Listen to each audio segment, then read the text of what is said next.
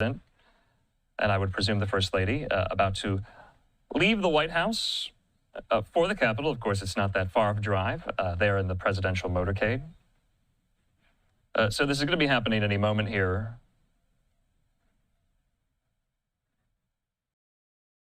So we're going to stay on this in lieu of going to commercial break. Let's listen. Oh, you see there Elon Musk.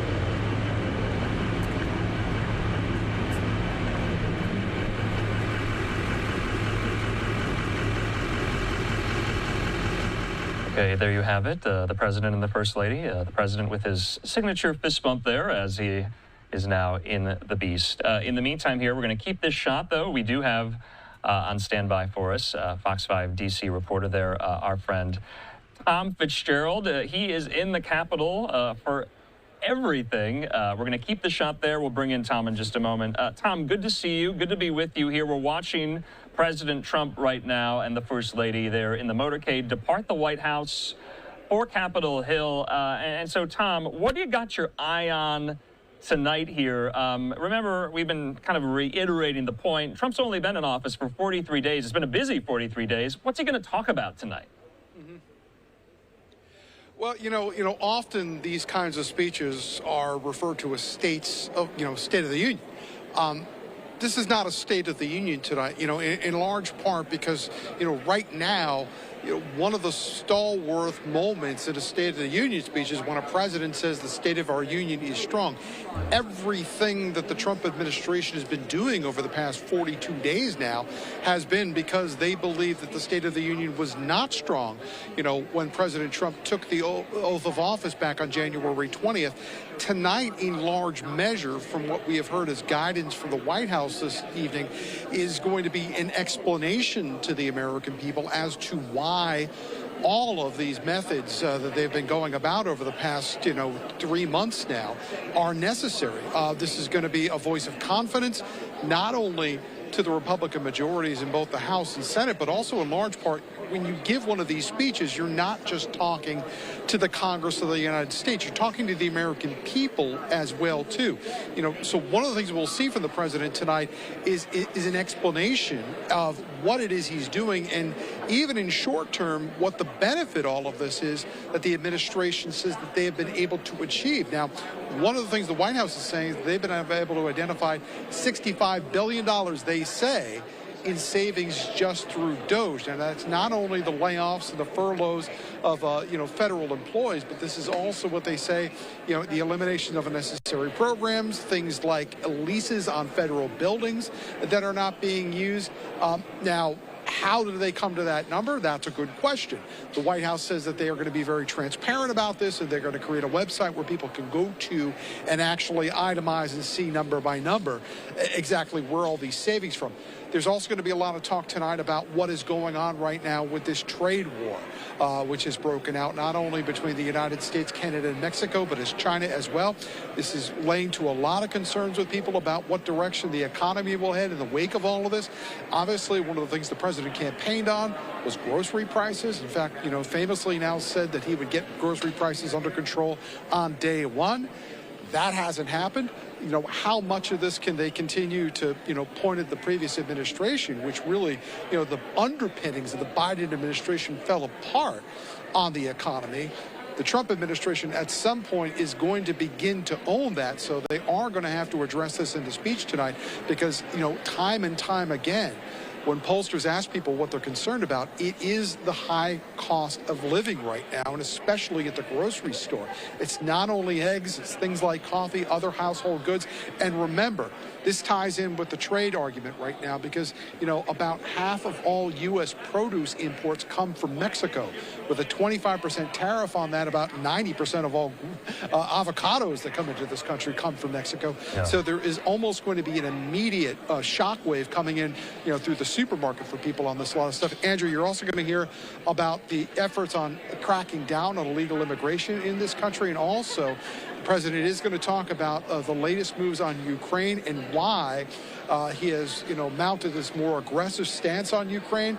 Peace is the ultimate goal, the administration says, and even today, the president said he is still interested in a rare earth minerals deal with Ukraine.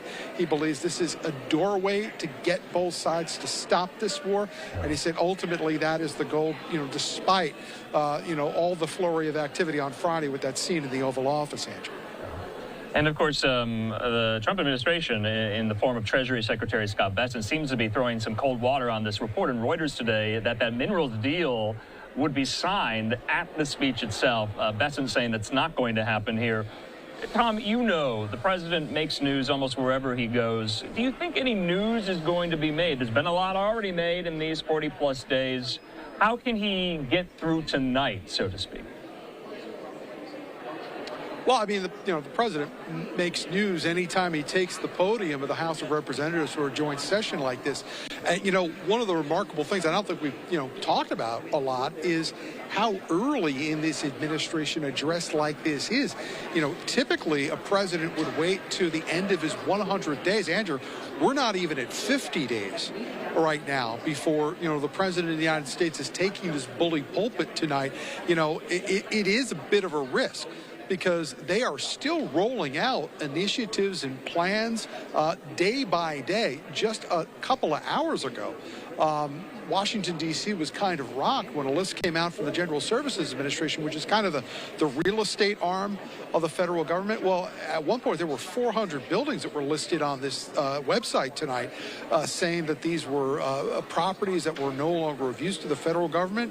One of them was the Department of Justice on Pennsylvania Avenue. Now, a short time later, that list was revised. DOJ disappeared from that list. But, one of the other properties on it was the old post office building, which one time served as the old Trump Hotel. So, there's a lot going on. This is rapid motion in Washington, D.C. It is very likely that the president will go off script at some point tonight. The White House still hasn't released, a verbatim as to what the president is exactly going to say, a copy of his speech just yet. We haven't even gotten excerpts of this tonight. But all I can tell you is after, years of covering the president's speeches, he does tend to go off script at times and say things that, maybe even a surprise to his own staff. So, that is one of the surprises you always get when President Trump speaks steps to the microphone. You never really quite know what he's going to say, Andrew.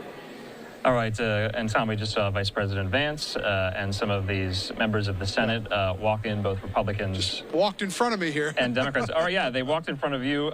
So, Tom, for those who aren't familiar of the Capitol geography, where are you in relation to all this? Well, where we are right now, we are in Statuary Hall. Statuary Hall is just outside the door of the House of Representatives. At one time, this was the House of Representatives. The wings of the building that currently house the United States Senate and the House of Representatives, well, they were created and built during the Civil War in 1865. So prior to 1865, right where we're standing right now, this is where the House of Representatives was located. Young congressmen like Abraham Lincoln, they occupied this room. They had their desks a few feet away from where I'm standing right now. There are actually brass plaques in the floor, Andrew, of every congressman who later went on to be president, embedded in the marble floor in here.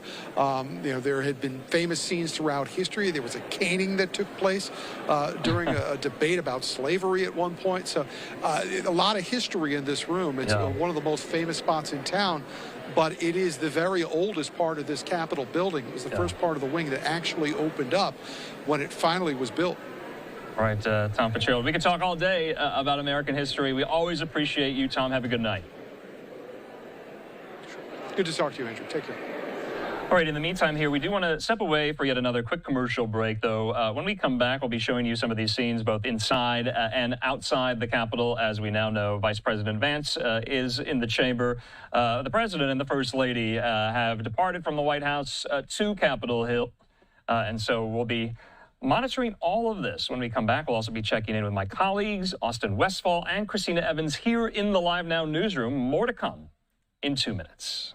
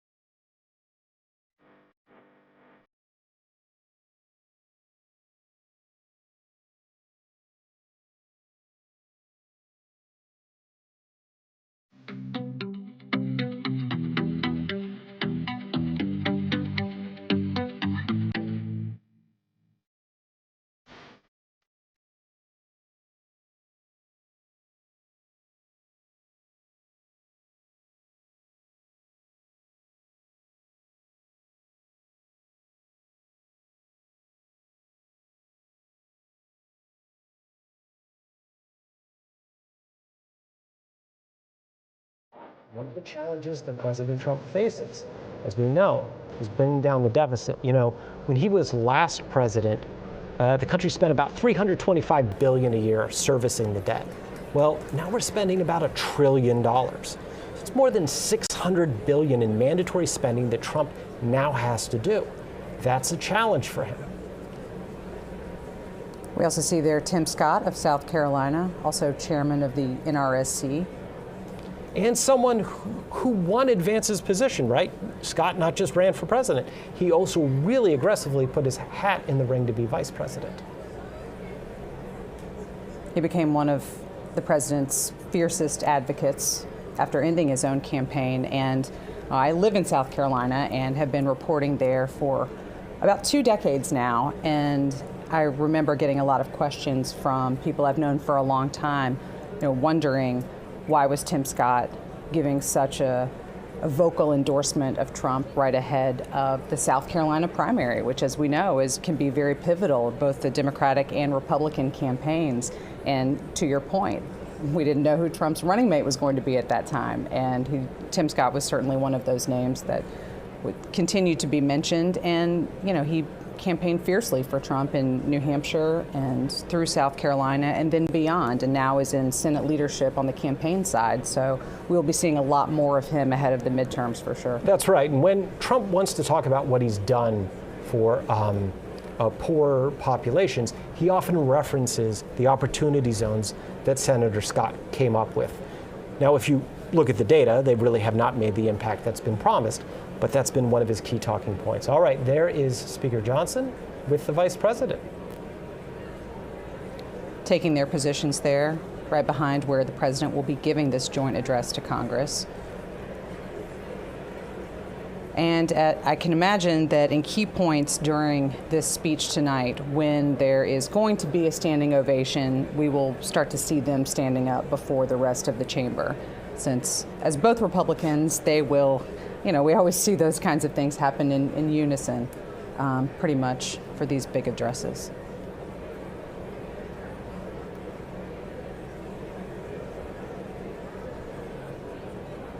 And that is J.D. Vance's wife, Usha, with her guests.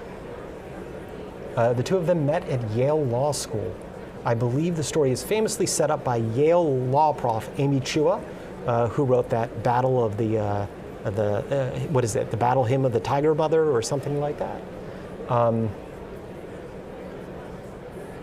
but she's here. I can't tell if his children are attending tonight. They also just put their home in Northern Virginia on the market now that they live at the Naval Observatory. So if you have a cool $1.7 million, you can get the Vance household. Good to know. Good to know. Keeping that real estate market hot here in Washington.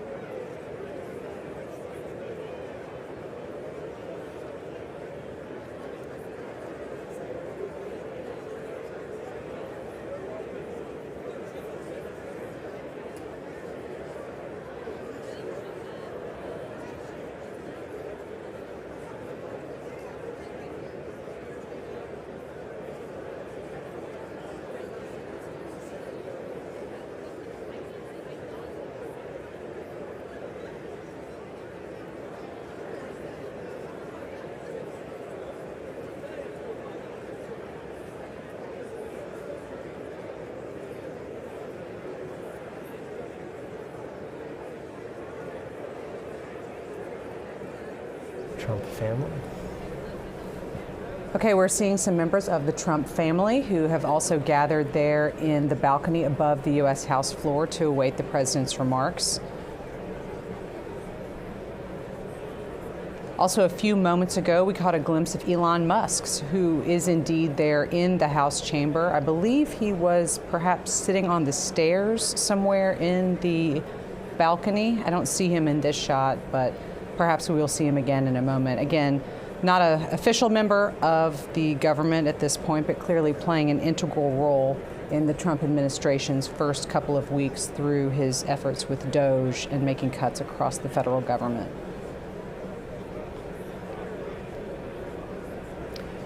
And we should really note that in many ways, Democrats want tonight to be about DOJ.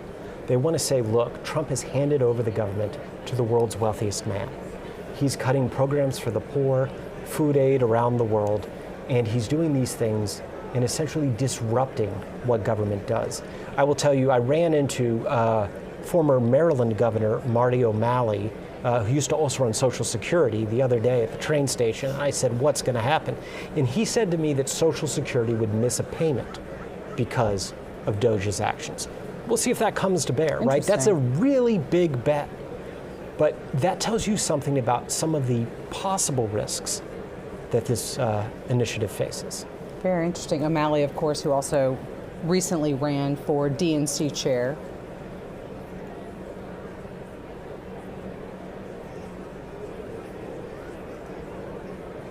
I think we're seeing Chris LaCivita there, who clearly was one of the leaders of the joint session will come to campaign. order. Let's listen in as the House is called to order. The chair appoints as members of the committee on the part of the House to escort the President of the United States into the chamber the following: the gentleman from Louisiana, Mr. Scalise; the gentleman from Minnesota, Mr. Emmer; the gentlewoman from Michigan, Mrs. McClain; the gentleman from North Carolina, Mr. Hudson; the gentleman from Pennsylvania, Mr. Reschenthaler; the gentleman from Utah, Mr. Moore; the gentlewoman from Indiana, Mrs. Houchin; the gentleman from Oklahoma, Mr. Hearn; the gentleman from New York, Mr. Jeffries; the gentlewoman from Massachusetts, Ms. Clark; the gentleman from California, Mr. Aguilar; the gentleman from California, Mr. Liu; the gentleman from Colorado, Mr. Neguse; the gentlewoman from Washington, Ms. Delbene; the gentlewoman from Michigan, Mrs. Dingell.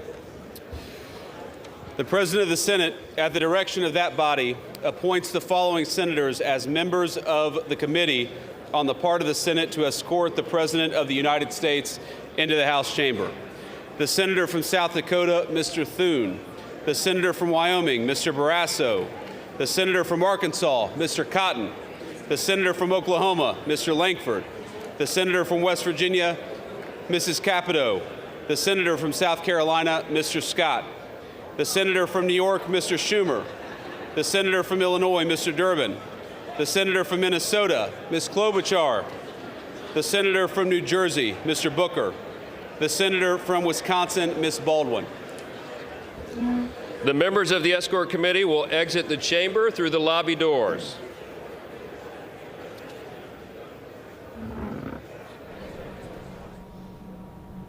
We will leave you now to watch as the joint session of Congress gets ready to hear from President Donald Trump, set to make his address here in just moments.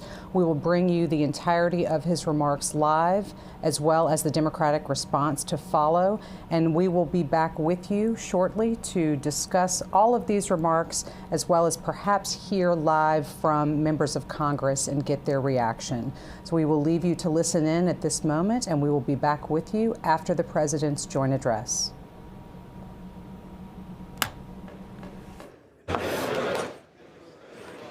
Speaker, the Dean of the Diplomatic Corps.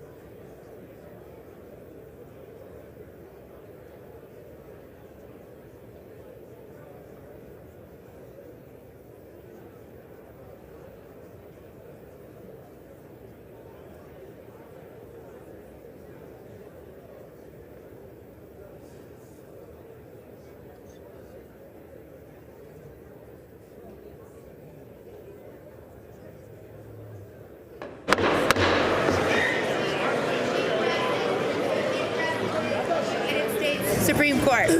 That's great.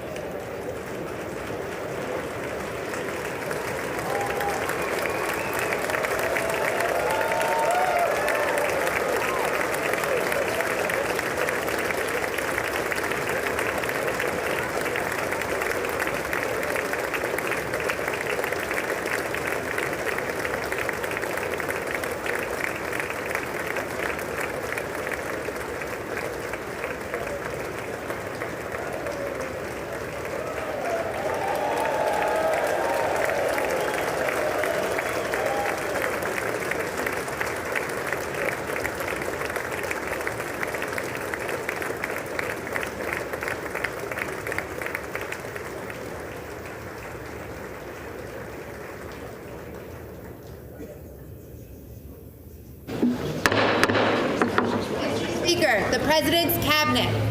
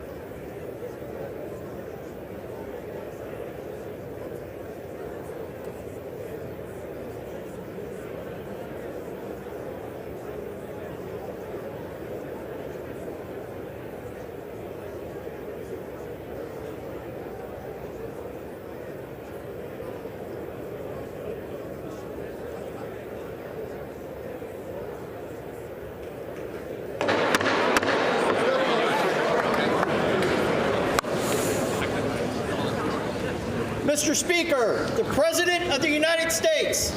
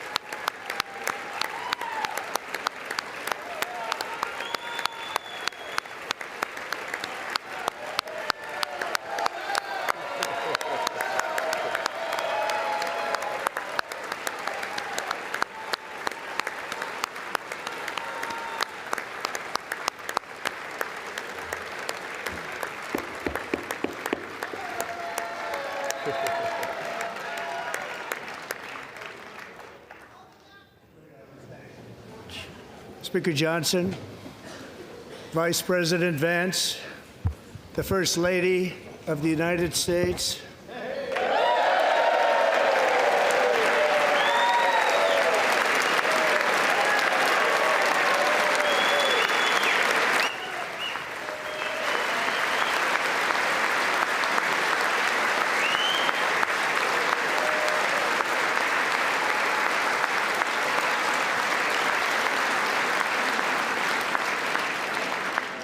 members of the United States Congress, thank you very much. And to my fellow citizens, America is back.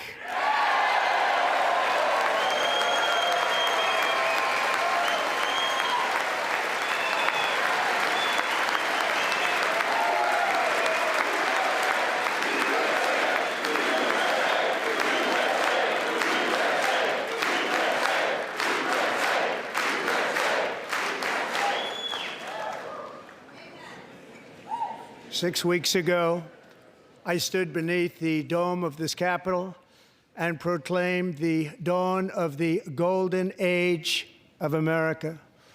From that moment on, it has been nothing but swift and unrelenting action to usher in the greatest and most successful era in the history of our country. We have accomplished more in 43 days than most administrations accomplished in 4 years or 8 years, and we are just getting started.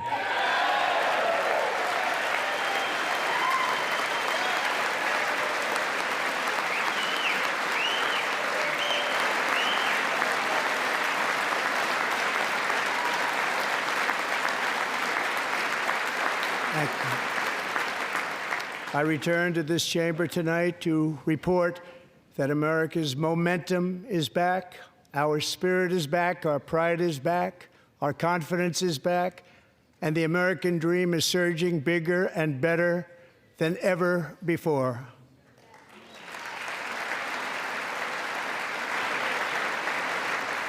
The American dream is unstoppable, and our country is on the verge of a comeback, the likes of which the world has never witnessed and perhaps will never witness again. There's never been anything like it. The presidential election of November 5th was a mandate like has not been seen in many decades.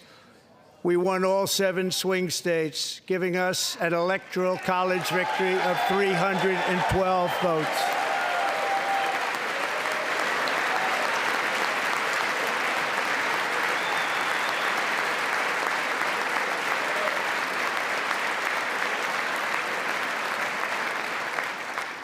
We won the popular vote by big numbers and won counties in our country.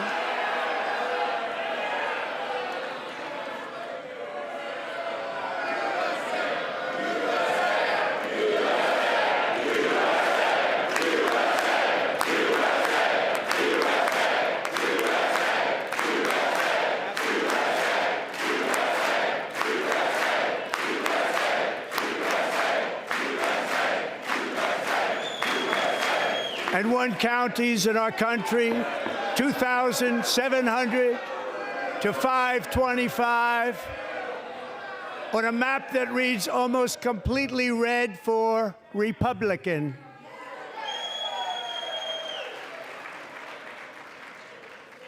Now, for the first time in modern history, more Americans believe that our country is headed in the right direction than the wrong direction. In fact, it's an astonishing record, 27-point swing, the most ever.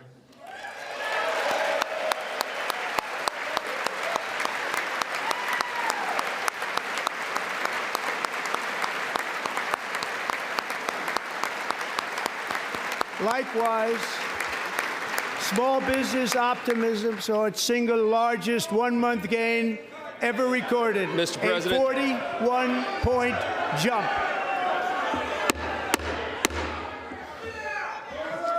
Members are directed to uphold and maintain decorum in the House and to cease any further disruptions. That's your warning.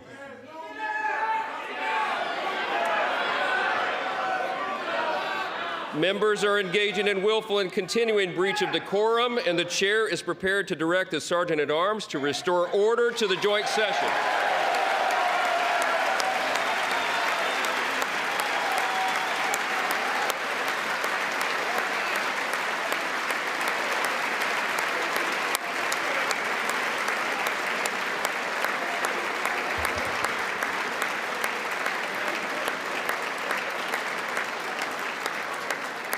Mr. Green, take your seat. Take your seat, sir. Take your seat. Finding that members continue to engage in willful and concerted disruption of proper decorum, the chair now directs the Sergeant-at-Arms to restore order. Remove this gentleman from the chamber.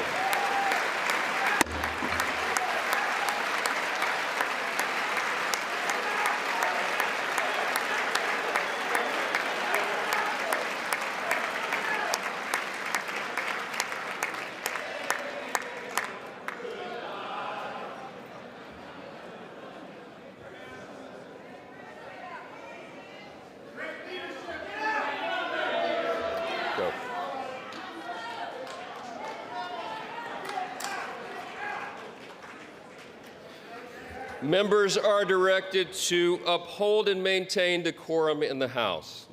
Mr. President, you continue. Thank you.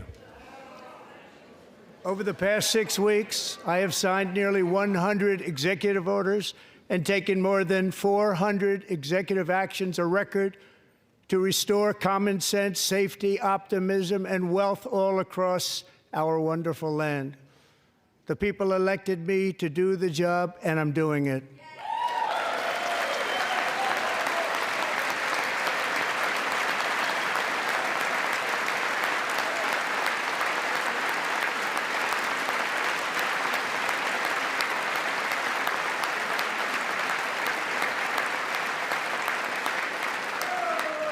In fact, it has been stated by many that the first month of our presidency, it's our presidency, is the most successful in the history of our nation.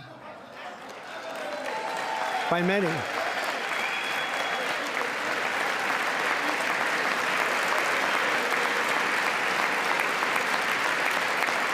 And what makes it even more impressive is that, do you know who number 2 is?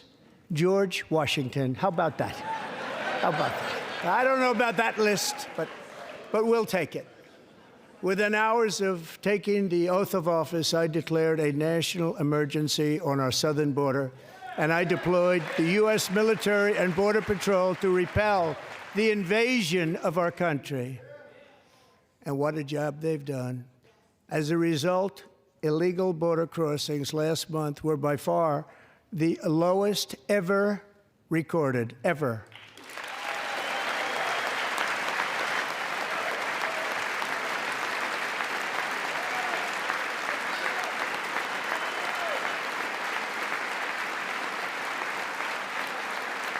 They heard my words and they chose not to come. Much easier that way. In comparison, under Joe Biden, the worst president in American history, there were hundreds of thousands of illegal crossings a month, and virtually all of them, including murderers, drug dealers, gang members, and people from mental institutions and insane asylums, were released into our country. Who would want to do that? This is my 5th such speech to Congress. And once again, I look at the Democrats in front of me, and I realize there is absolutely nothing I can say to make them happy or to make them stand or smile or applaud. Nothing I can do. I could find a cure to the most devastating disease, a disease that would wipe out entire nations, or announce the answers to the greatest economy in history, or the stoppage of crime to the lowest levels ever recorded. And these people sitting right here will not clap, will not stand, and certainly will not cheer for these astronomical achievements. They won't do it, no matter what. Five times I've been up here. It's very sad, and it just shouldn't be this way.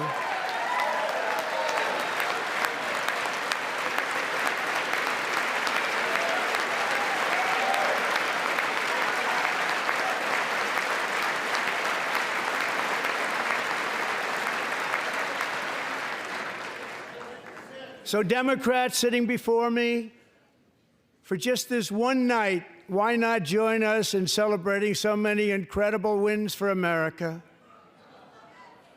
For the good of our nation, let's work together and let's truly make America great again.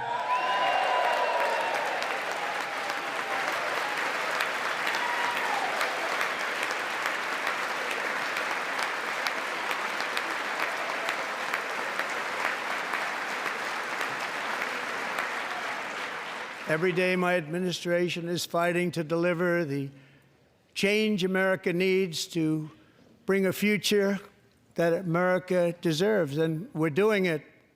This is a time for big dreams and bold action.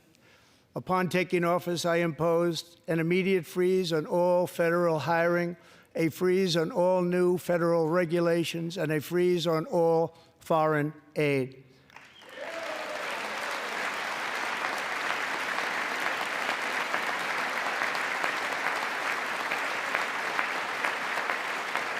I terminated the ridiculous Green New Scam.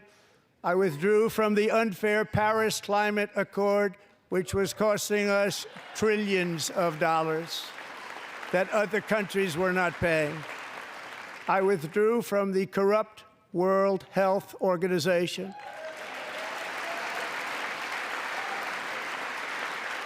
And I also withdrew from the anti-American UN Human Rights Council.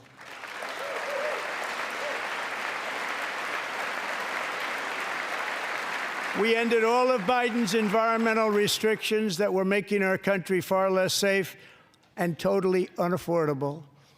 And importantly, we ended the last administration's insane electric vehicle mandate, saving our auto workers and companies from economic destruction.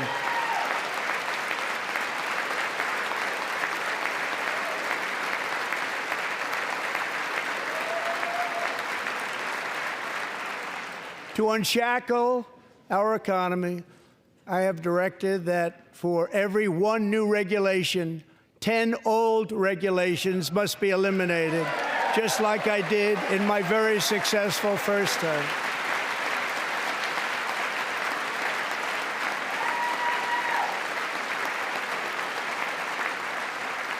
And in that first term, we set records on ending unnecessary rules and regulations like no other president had done before.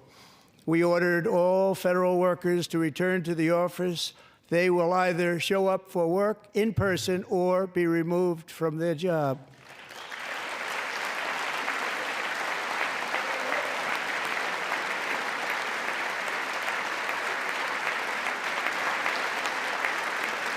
And we have ended weaponized government where, as an example, a sitting president is allowed to viciously prosecute his political opponent, like me.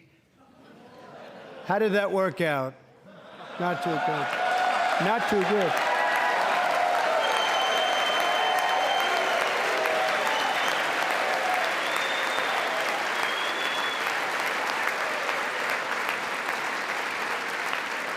And I have stopped all government censorship and brought back free speech in America. It's back.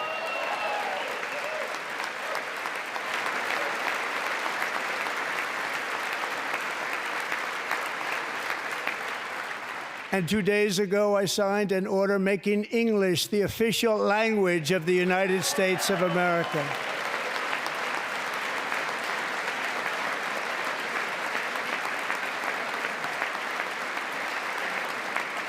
I renamed the Gulf of Mexico the Gulf of America.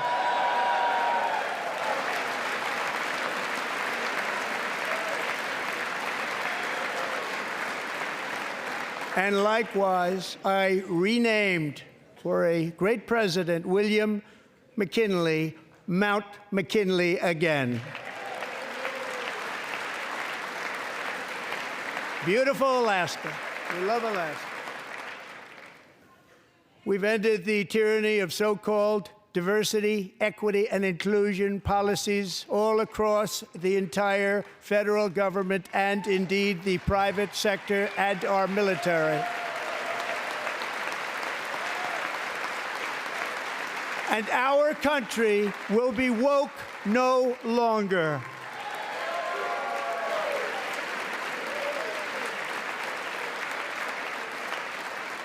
We believe that whether you are a doctor, an accountant, a lawyer, or an air traffic controller, you should be hired and promoted based on skill and competence, not race or gender. Very important.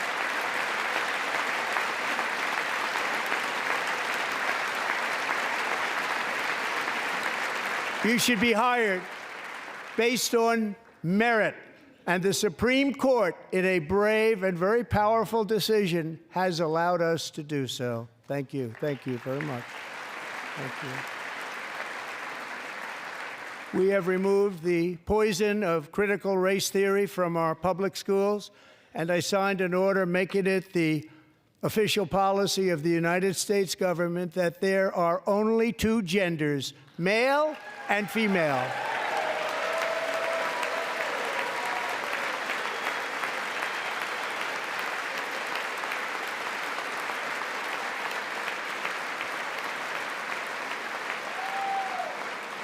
I also signed an executive order to ban men from playing in women's sports.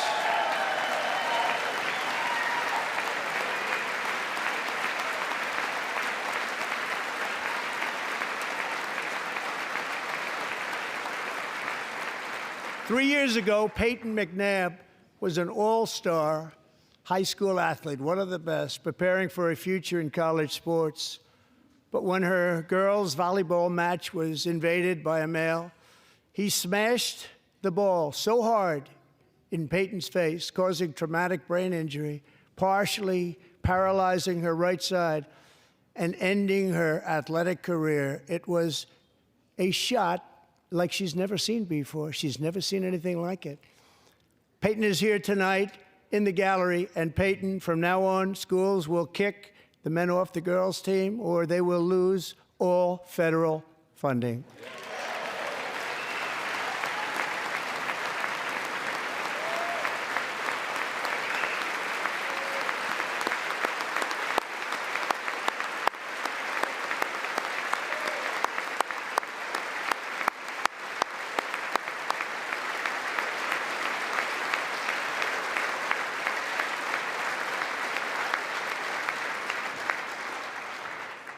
And if you really want to see numbers, just take a look at what happened in the women's boxing, weightlifting, track and field, swimming, or cycling, where a male recently finished a long-distance race 5 hours and 14 minutes ahead of a woman for a new record by 5 hours.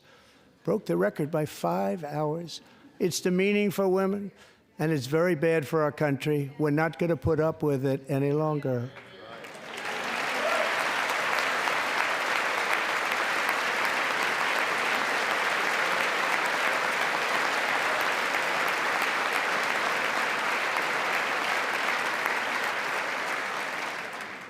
What I have just described is only a small fraction of the common sense revolution that is now, because of us, sweeping the entire world. Common sense has become a common theme, and we will never go back. Never. Never going to let that happen. Among my very highest priorities is to rescue our economy and get dramatic and immediate relief to working families. As you know, we inherited from the last administration an economic catastrophe and an inflation nightmare. Their policies drove up energy prices, pushed up grocery costs, and drove the necessities of life out of reach for millions and millions of Americans. They've never had anything like it. We suffered the worst inflation in 48 years, but perhaps even in the history of our country. They're not sure. As president, I'm fighting every day to reverse this damage and make America affordable again.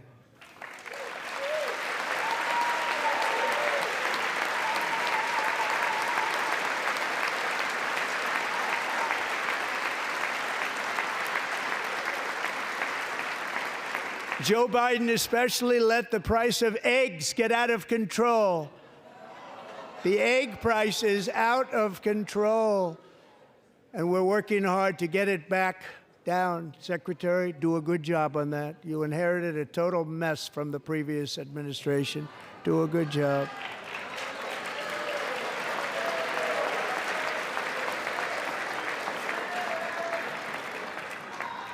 A major focus of our fight to defeat inflation is rapidly reducing the cost of energy.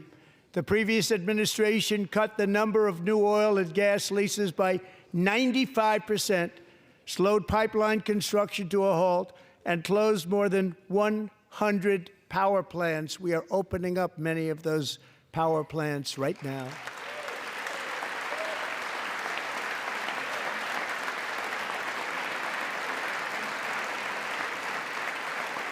And frankly, we have never seen anything like it.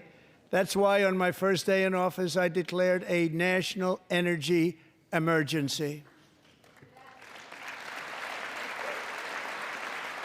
As you've heard me say many times, we have more liquid gold under our feet than any nation on earth, and by far.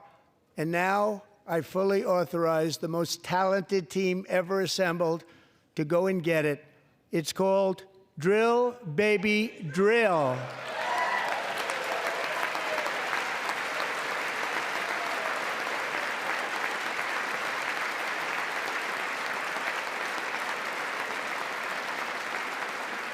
My administration is also working on a gigantic natural gas pipeline in Alaska, among the largest in the world, where Japan, South Korea, and other nations want to be our partner with investments of trillions of dollars each. There's never been anything like that one. It will be truly spectacular. It's all set to go. The permitting is gotten. And later this week, I will also take historic action to dramatically expand production of critical minerals and rare earths here in the USA.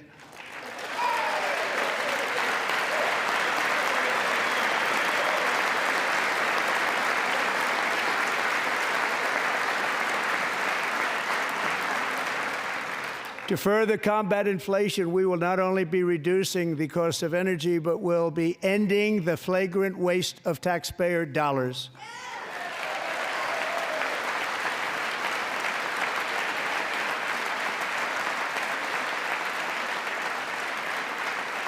And to that end, I have created the brand new Department of Government Efficiency, DOGE.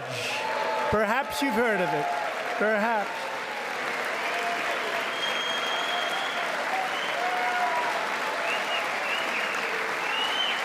Which is headed by Elon Musk, who is in the gallery tonight.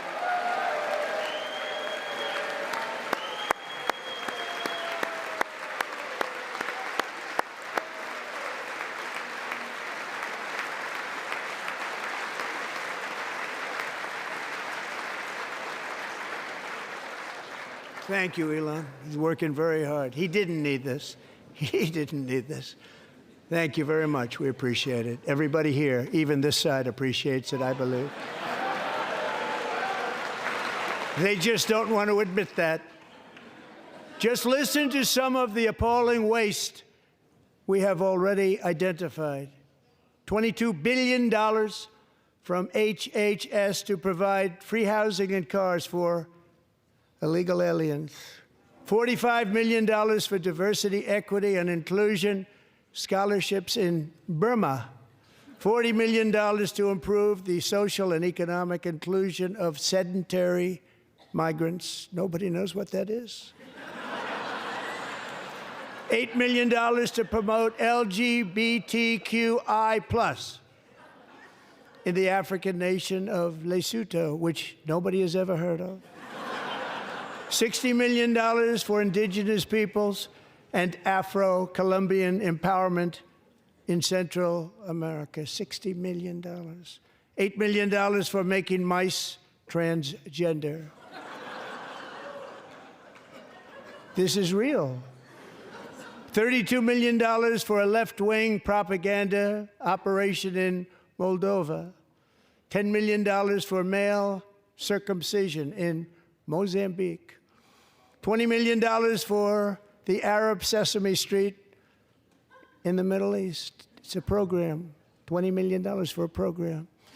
$1.9 billion to recently created Decarbonization of Homes Committee, headed up, and we know she's involved. Just at the last moment, the money was passed over by a woman named Stacey Abrams. Have you ever heard of her?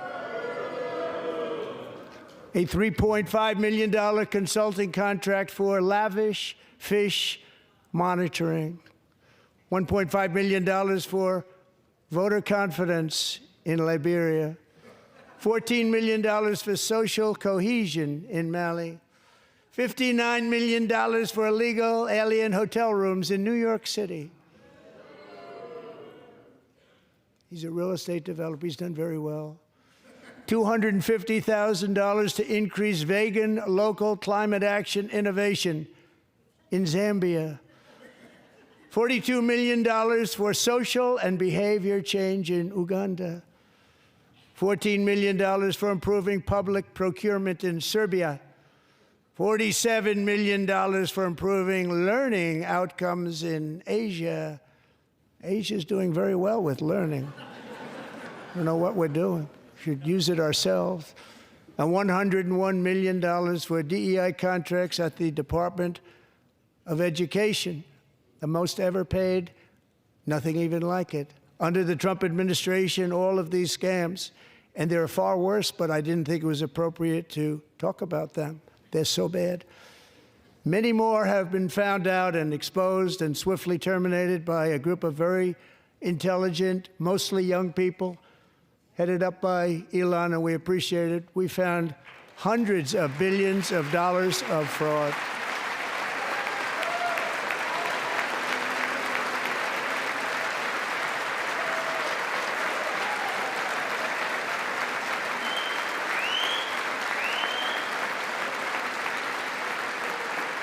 And we've taken back the money and reduced our debt to fight inflation and other things. Taken back a lot of that money. We got it just in time. This is just the beginning. The Government Accountability Office, a federal government office, has estimated annual fraud of over $500 billion in our nation, and we are working very hard to stop it. We're going to. We're also identifying shocking levels of income. Believe it or not, government databases list 4.7 million Social Security members from people aged 100 to 109 years old. It lists 3.6 million people from ages 110 to 119. I don't know any of them. I know some people that are rather elderly, but not quite that elderly. 3.47 million people from ages 120 to 129. 3.9 million people from ages 130 to 139. 3.5 million people from ages 140 to 149. And money is being paid to many of them. And we're searching right now. In fact, Pam, good luck. Good luck. You're going to find it. But a lot of money is paid out to people because it just keeps getting paid, and nobody does. And it really hurts Social Security and hurts our country. 1.3 million people from ages 150 to 159, and over 130,000 people, according to the Social Security databases, are age over 160 years old. We have a healthier country than I thought, Bobby.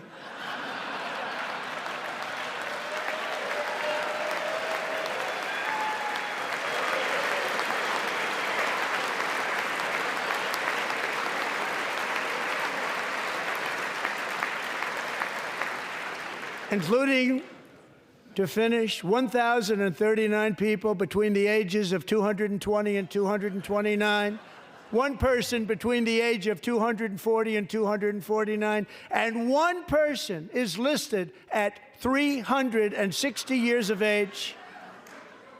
More than 100 years older than our country.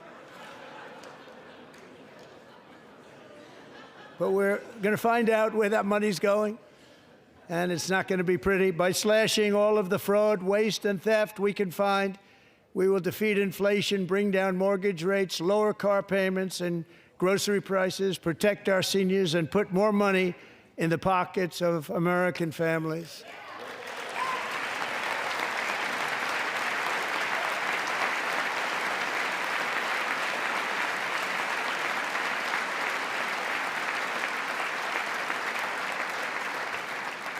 And today, interest rates took a beautiful drop, big, beautiful drop. It's about time.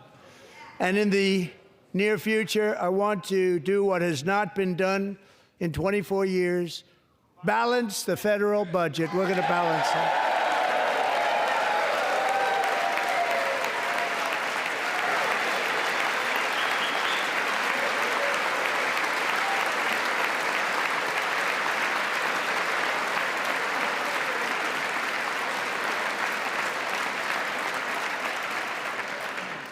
With that goal in mind, we have developed in great detail what we are calling the Gold Card, which goes on sale very, very soon. For $5 million, we will allow the most successful job-creating people from all over the world to buy a path to U.S. citizenship. It's like the green card, but better and more sophisticated. And these people will have to pay tax in our country. They won't have to pay tax from where they came. The money that they've made, you wouldn't want to do that, but they have to pay tax, create jobs. They'll also be taking people out of colleges and paying for them so that we can keep them in our country instead of having them being forced out. Number one, at the top school, as an example, being forced out and not being allowed to stay and create tremendous numbers of jobs and great success for a company out there. So while we take out the criminals, killers, traffickers, and child predators who are allowed to enter our country under the open border policy of these people, the Democrats, the Biden administration, the open border insane policies that you've allowed to destroy our country, we will now bring in brilliant, hardworking, job-creating people. They're going to pay a lot of money, and we're going to reduce our debt with that money.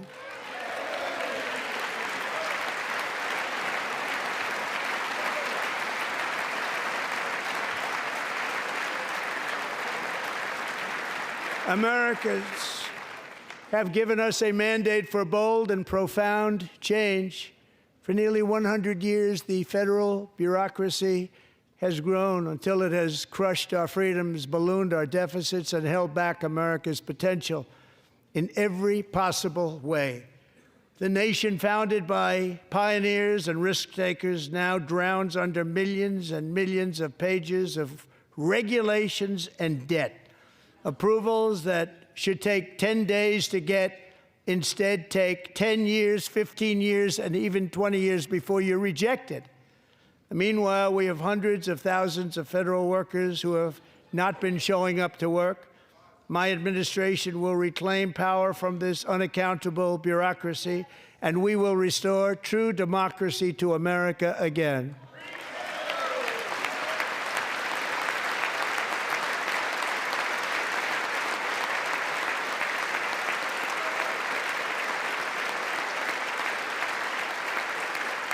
And any federal bureaucrat who resists this change will be removed from office immediately. Because we are draining the swamp. It's very simple. And the days of rule by unelected bureaucrats are over.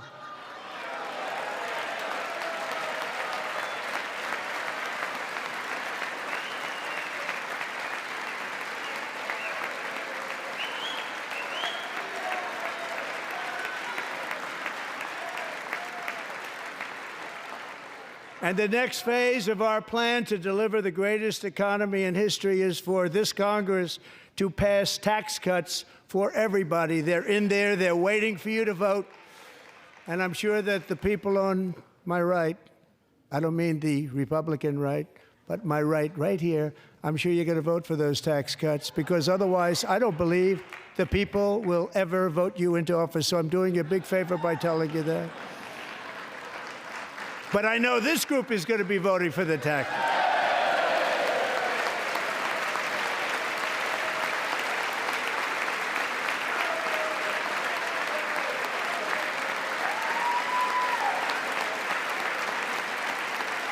Thank you. It's a very, very big part of our plan. We had tremendous success in our first term with it. A very big part of our plan. We're seeking permanent income tax cuts all across the board. And to get urgently needed relief to Americans hit especially hard by inflation, I'm calling for no tax on tips, no tax on overtime, and no tax on Social Security benefits for our great seniors.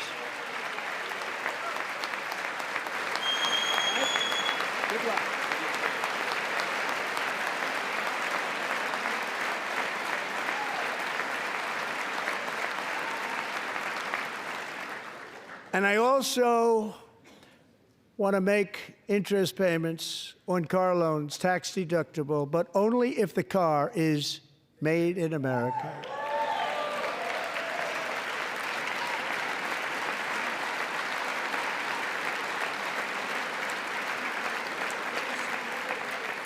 And by the way, we're going to have growth in the auto industry like nobody's ever seen. Plants are opening up all over the place. Deals are being made. Never seen. That's a combination of the election win and tariffs. It's a beautiful word, isn't it? That, along with our other policies, will allow our auto industry to absolutely boom. It's going to boom. Spoke to the majors today, all three, the top people, and they're so excited. In fact, already numerous car companies have announced that they will be building massive automobile plants in America, with Honda just announcing a new plant in Indiana, one of the largest anywhere in the world.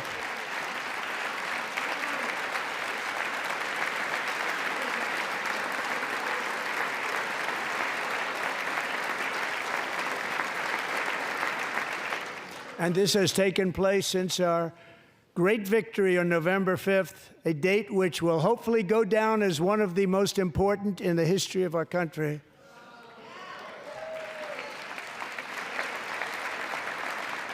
In addition, as part of our tax cuts, we want to cut taxes on domestic production and all manufacturing. And just as we did before, we will provide 100% expensing. It will be retroactive to January 20th, 2025. And it was one of the main reasons why our tax cuts were so successful in our first term, giving us the most successful economy in the history of our country, first term. We had a great first term.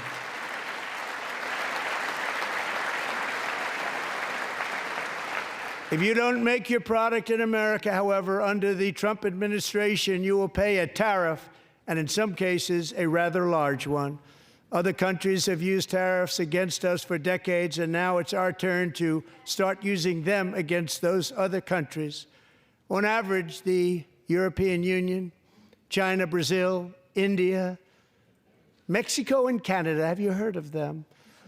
And countless other nations charge us tremendously higher tariffs than we charge them. It's very unfair. India charges us auto tariffs higher than 100%.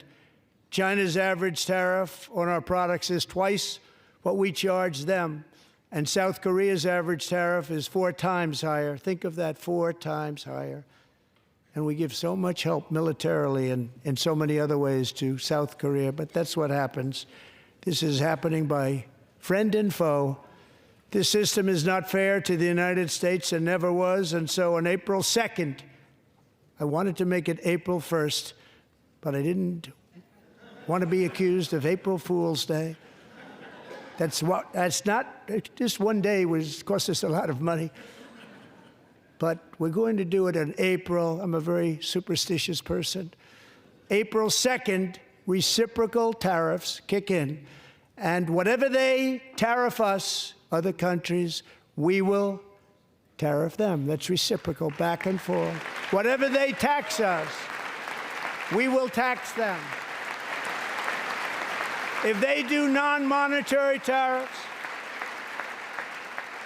to keep us out of their market, then we will do non-monetary barriers to keep them out of our market.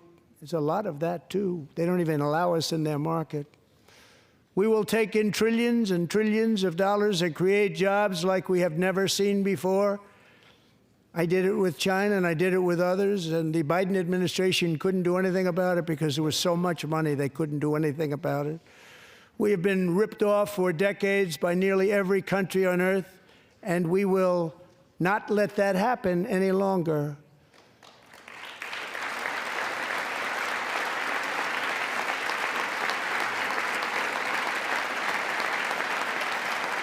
Much has been said over the last 3 months about Mexico and Canada, but we have very large deficits with both of them. But even more importantly, they've allowed fentanyl to come into our country at levels never seen before, killing hundreds of thousands of our citizens and many very young, beautiful people, destroying families. Nobody's ever seen anything like it.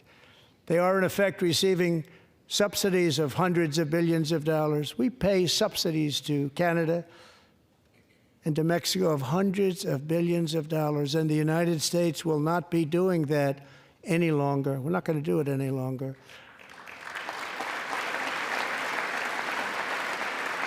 Thanks to our America First policies we're putting into place, we have had $1.7 trillion of new investment in America in just the past few weeks. The combination of the election and our economic policies that people of SoftBank, one of the most brilliant anywhere in the world, announced a $200 billion investment. OpenAI and Oracle, Larry Ellison, announced $500 billion investment, which they wouldn't have done if Kamala had won. Apple announced $500 billion investment. Tim Cook called me. He said, I cannot spend it fast enough. It's going to be much higher than that, I believe. They'll be building their plants here instead of in China. And just yesterday, Taiwan Semiconductor, the biggest in the world, most powerful in the world, has a tremendous amount, 97% of the market, announced a $165 billion investment to build the most powerful chips on earth right here in the USA.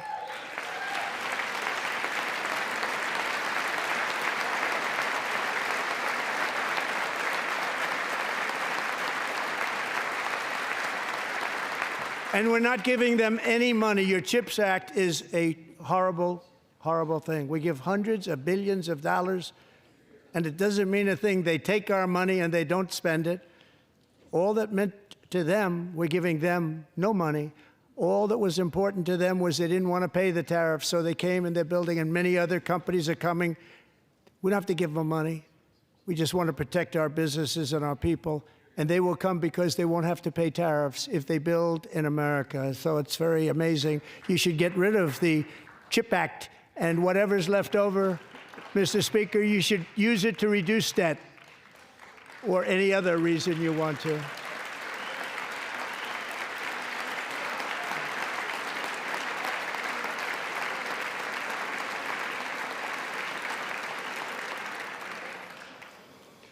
Our new trade policy will also be great for the American farmer. I love the farmer, who will now be selling into our home market, the USA, because nobody is going to be able to compete with you. Because those goods that come in from other countries and companies, they're really in a bad position in so many different ways. They're uninspected. They may be very dirty and disgusting, and they come in and they pour in, and they hurt our American farmers. The tariffs will go on agricultural product coming into America, and our farmers, starting on April 2nd, it may be a little bit of an adjustment period.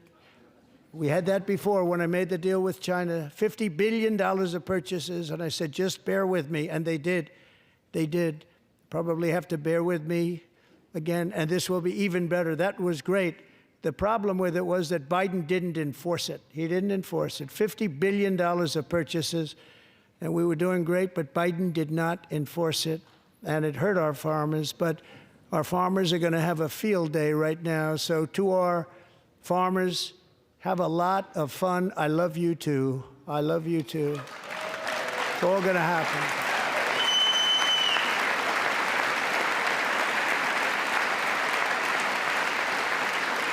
And I have also imposed a 25% tariff on foreign aluminum, copper, lumber, and steel, because if we don't have, as an example, steel and lots of other things, we don't have a military, and frankly, we just won't have a country very long.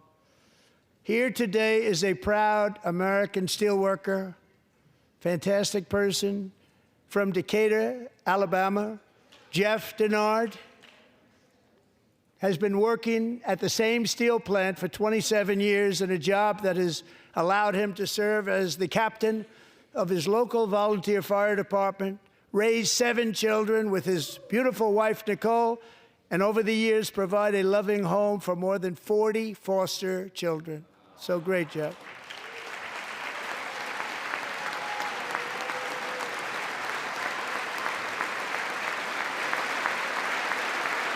Thank you, Jeff. Thank you, Jeff.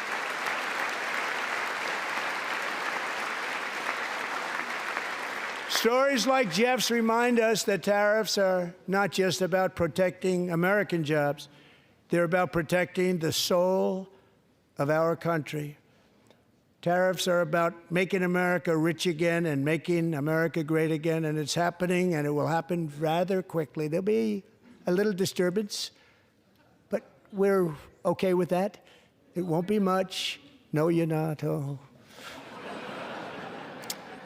And look where Biden took us, very low, the lowest we've ever been. Jeff, I want to thank you very much. And I also want to recognize another person who has devoted herself to foster care community. She works so hard on it. A very loving person, our magnificent First Lady of the United States.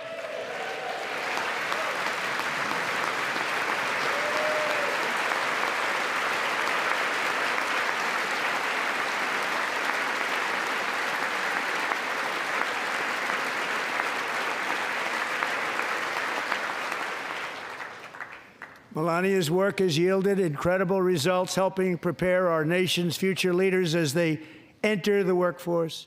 Our First Lady is joined by 2 impressive young women, very impressive. Haley Ferguson, who benefited from the First Lady's Fostering the Future initiative and is poised to complete her education and become a teacher. And Elliston Berry, who became a victim of an illicit deepfake image produced by a peer. With Elliston's help, the Senate just passed the Take It Down Act, and this is so important. Thank you very much, John. John Thune, thank you. Stand up, John. Thank you, John.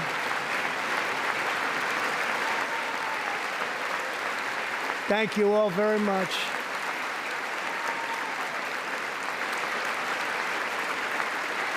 Thank you.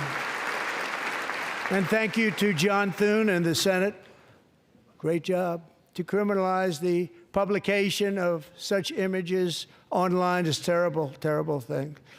And once it passes the House, I look forward to signing that bill into law. Thank you. And I'm going to use that bill for myself, too, if you don't mind.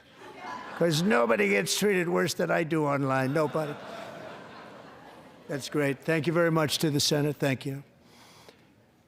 But if we truly care about protecting Americans' children, no step is more crucial than securing America's borders. Over the past 4 years, 21 million people poured into the United States. Many of them were murderers, human traffickers, gang members, and other criminals from the streets of dangerous cities all throughout the world. Because of Joe Biden's insane and very dangerous open border policies, they are now strongly embedded in our country, but we are getting them out and getting them out fast.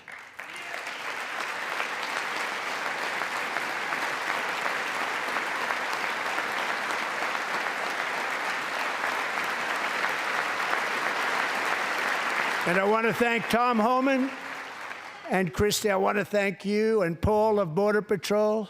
I want to thank you. What a job they've all done. Everybody, Border Patrol, ICE, law enforcement in general is incredible. We have to take care of our law enforcement. Have to.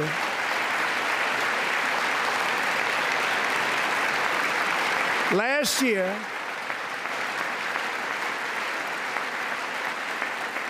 a brilliant 22-year-old nursing student named Laken Riley, the best in her class, admired by everybody, went out for a jog on the campus of the University of Georgia. That morning, Laken was viciously attacked, assaulted, beaten, brutalized, and horrifically murdered.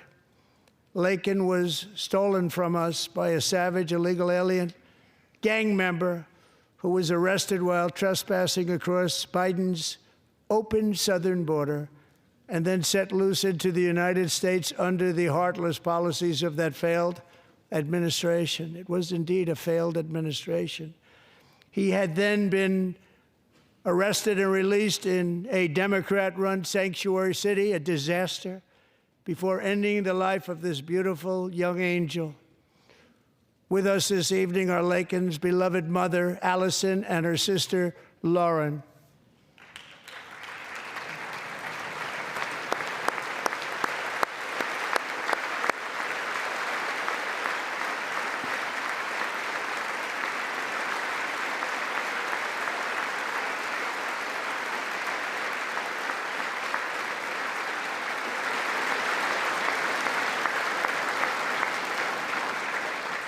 Last year, I told Laken's grieving parents that we would ensure their daughter would not have died in vain. That's why the very first bill I signed into law as your 47th president mandates the detention of all dangerous criminal aliens who threaten public safety. It's a very strong, powerful act.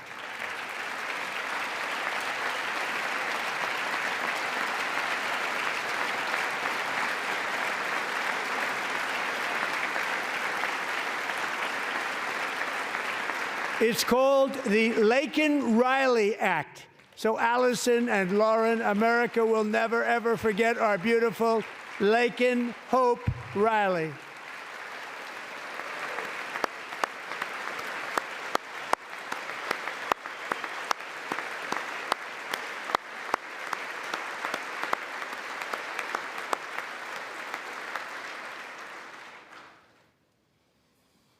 Thank you very much.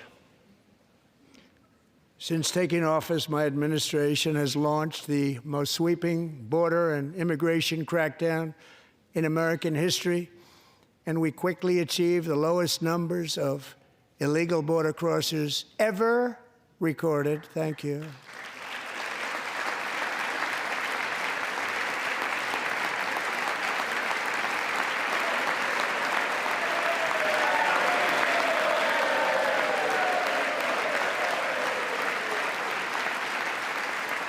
The media and our friends in the Democrat Party kept saying we needed new legislation, we must have legislation to secure the border. But it turned out that all we really needed was a new president.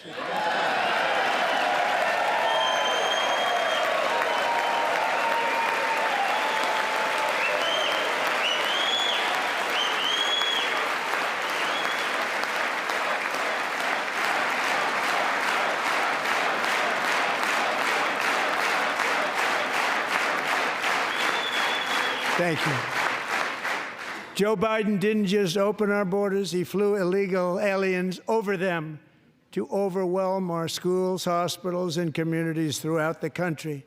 Entire towns like Aurora, Colorado, and Springfield, Ohio, buckled under the weight of the migrant occupation and corruption like nobody's ever seen before. Beautiful towns destroyed. Now, just as I promised in my inaugural address, we are achieving the great liberation of America.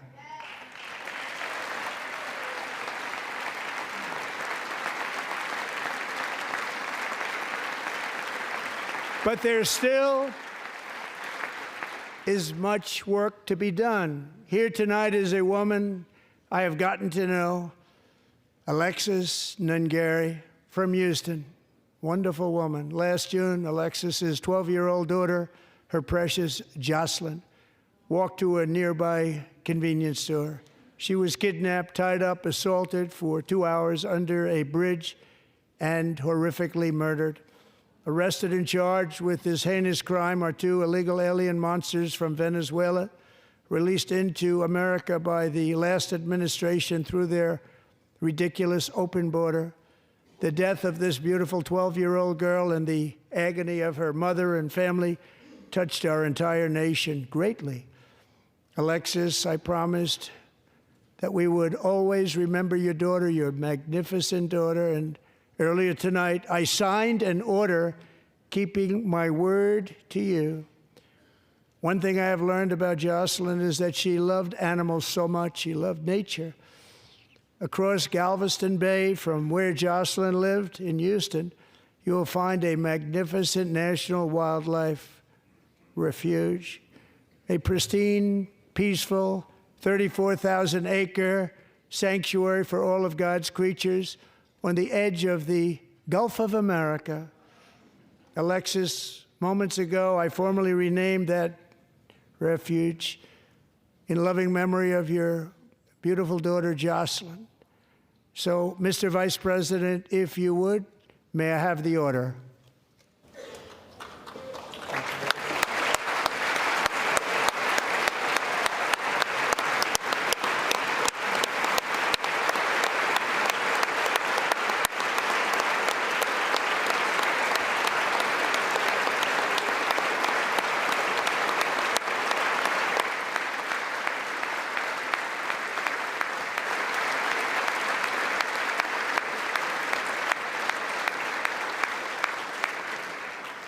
Thank you very much. All 3 savages charged with Jocelyn and Lakin's murders were members of the Venezuelan prison gang, the toughest gang, they say, in the world, known as Tren de Aragua. 2 weeks ago, I officially designated this gang, along with MS-13 and the bloodthirsty Mexican drug cartels, as foreign terrorist organizations.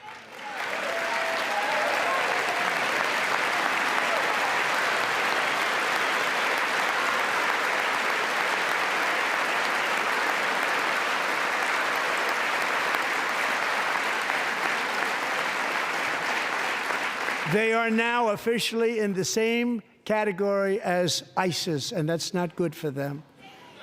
Countless thousands of these terrorists were welcomed into the U.S. by the Biden administration. But now every last one will be rounded up and forcibly removed from our country, or, if they're too dangerous, put in jails, standing trial in this country, because we don't want them to come back ever. With us this evening is a warrior on the front lines of that battle, Border Patrol Agent Roberto Ortiz. Great guy.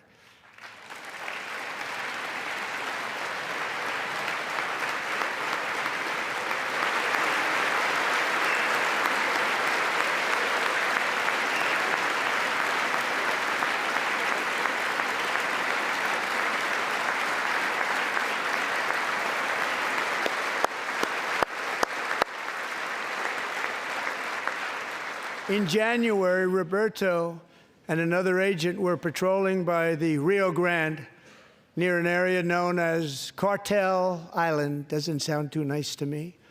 When heavily armed gunmen started shooting at them, Roberto saw that his partner was totally exposed, at great danger, and he leapt into action, returning fire and providing crucial seconds for his fellow agent to seek safety, just barely.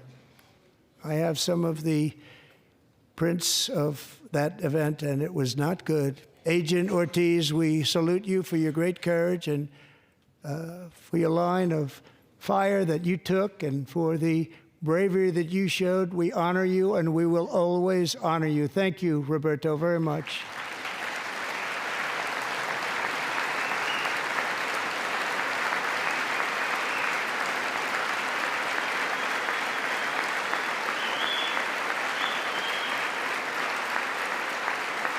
Thank you, Roberto.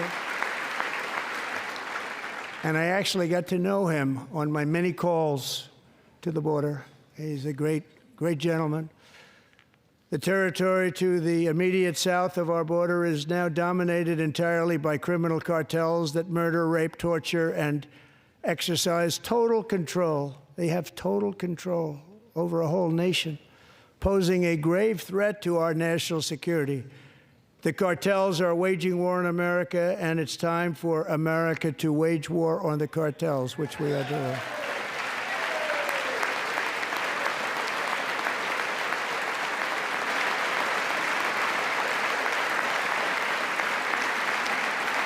Five nights ago, Mexican authorities, because of our tariff policies being imposed on them, think of this, handed over to us 29 of the biggest cartel leaders in their country. That has never happened before. They want to make us happy. First time ever. But we need Mexico and Canada to do much more than they've done, and they have to stop the fentanyl and drugs pouring into the USA. They're going to stop it. I have sent Congress a detailed funding request laying out exactly how we will eliminate these threats to protect our homeland and complete the largest deportation operation in American history, larger even than current record holder, President Dwight D. Eisenhower, a moderate man, but someone who believed very strongly in borders. Americans expect Congress to send me this funding without delay so I can sign it into law. So, Mr. Speaker, John Thune, both of you, I hope you're going to be able to do that, Mr. Speaker. Thank you.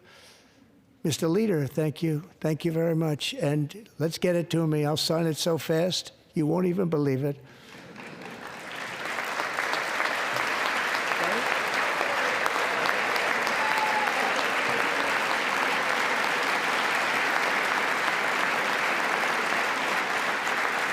And as we reclaim our sovereignty, we must also bring back law and order to our cities and towns.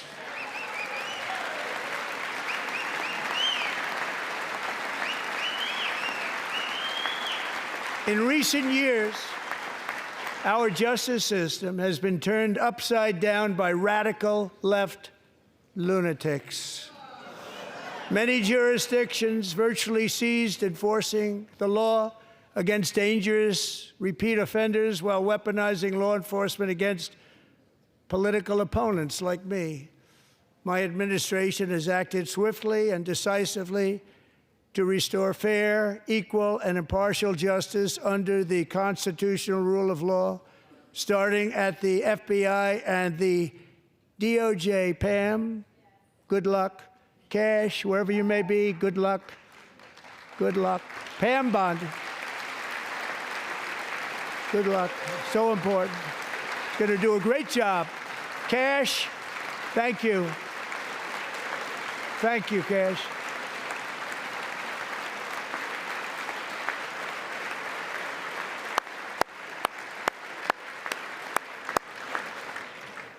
They've already started very strong. They're going to do a fantastic job. You're going to be very proud of them.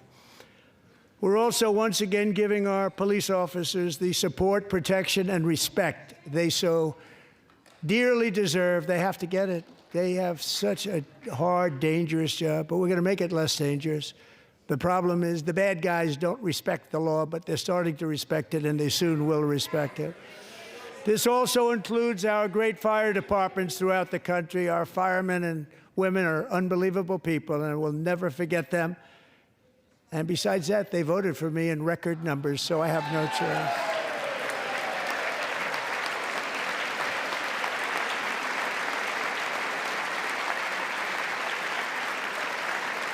One year ago this month, 31-year-old New York police officer Jonathan Diller, unbelievably wonderful person and a great officer, was gunned down at a traffic stop on Long Island. I went to his funeral.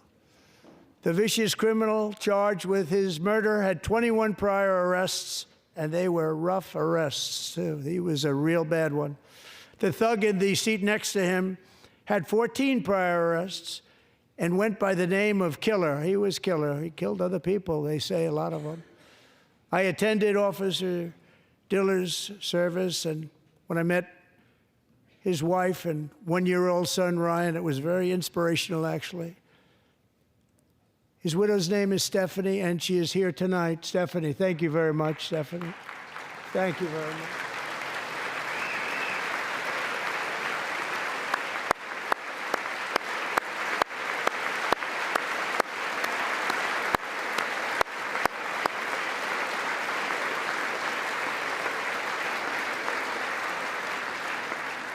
Stephanie, we're going to make sure that Ryan knows his dad was a true hero, New York's finest, and we're going to get these cold-blooded killers and repeat offenders off our streets, and we're going to do it fast. Got to stop it. They get out with 28 arrests. They push people into subway trains. They hit people over the head, back of the head with baseball bats. We got to get them out of here. I've already signed an executive order requiring a mandatory death penalty for anyone who murders a police officer, and tonight I'm asking Congress to pass that policy into permanent law.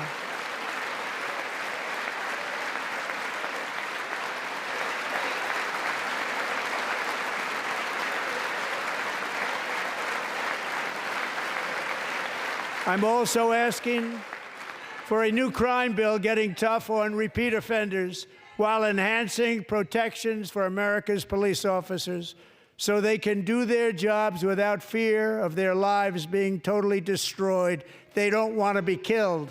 We're not going to let them be killed. Joining us in the gallery tonight is a young man who truly loves our police. His name is DJ Daniel. He is 13 years old, and he has always dreamed of becoming a police officer.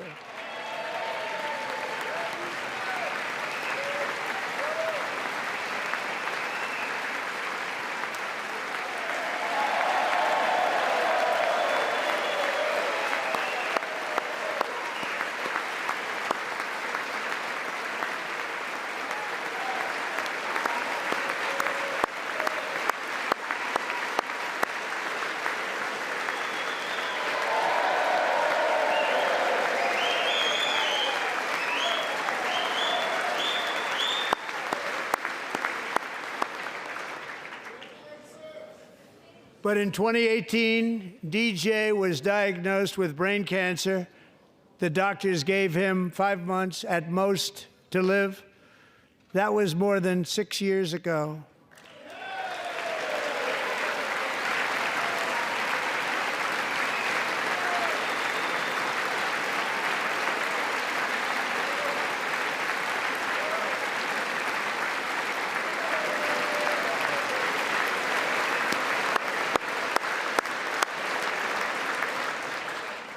Since that time, DJ and his dad have been on a quest to make his dream come true, and DJ has been sworn in as an honorary law enforcement officer, actually a number of times. The police love him, the police departments love him. And tonight, DJ, we're going to do you the biggest honor of them all. I am asking our new Secret Service Director, Sean Curran, to officially make you an agent of the United States Secret Service.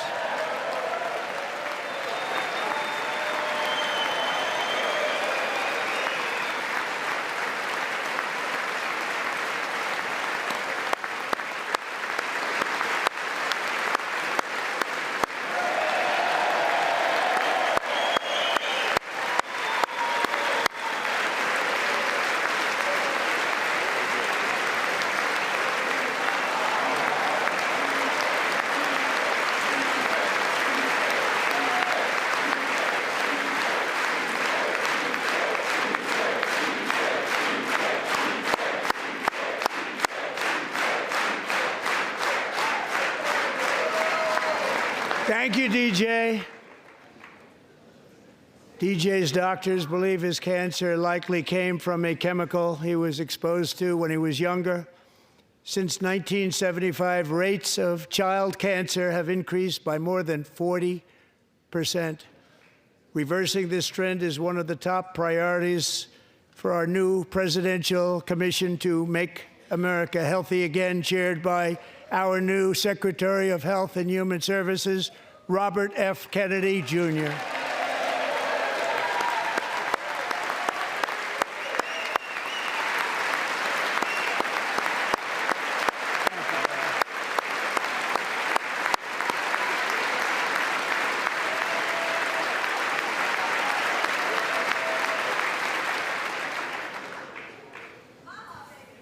With the name Kennedy, you would have thought everybody over here would have been cheering. How quickly they forget. Our goal is to get toxins out of our environment, poisons out of our food supply, and keep our children healthy and strong. As an example, not long ago, and you can't even believe these numbers, 1 in 10,000 children had autism, 1 in 10,000. And now it's 1 in 36. There's something wrong, 1 in 36, think of that.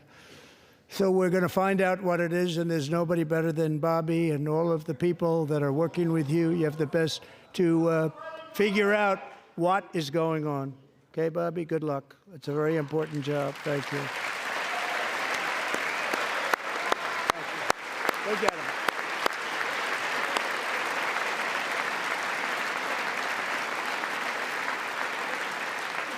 Thank you. My administration is also working to protect our children from toxic ideologies in our schools. A few years ago, January Littlejohn and her husband discovered that their daughter's school had secretly socially transitioned their 13-year-old little girl. Teachers and administrators conspired to deceive January and her husband while encouraging her daughter to use a new name and pronouns. They, them pronoun, actually, all without telling January, who is here tonight and is now a courageous advocate against this form of child abuse. January, thank you. Thank you. Thank you very much. Thank you.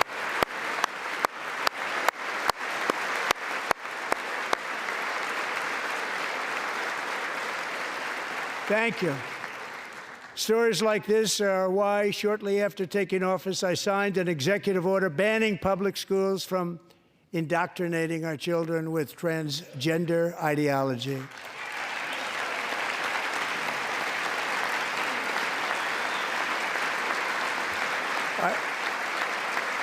I also signed an order to cut off all taxpayer funding to any institution that engages in the sexual mutilation of our youth.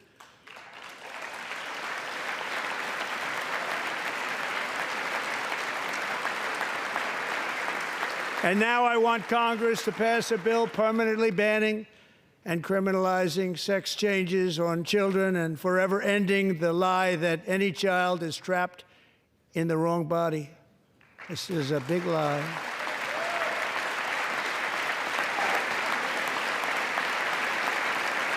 And our message to every child in America is that you are perfect exactly the way God made you.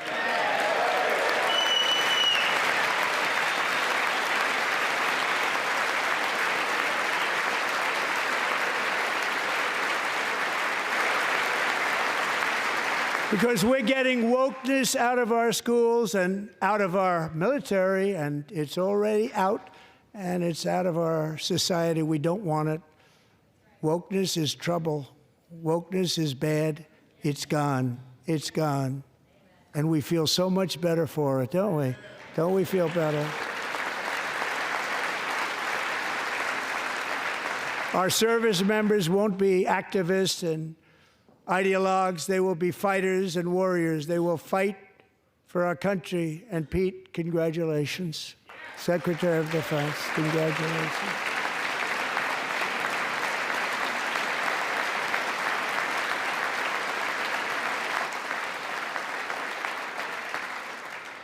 And he's not big into the woke movement, I can tell you.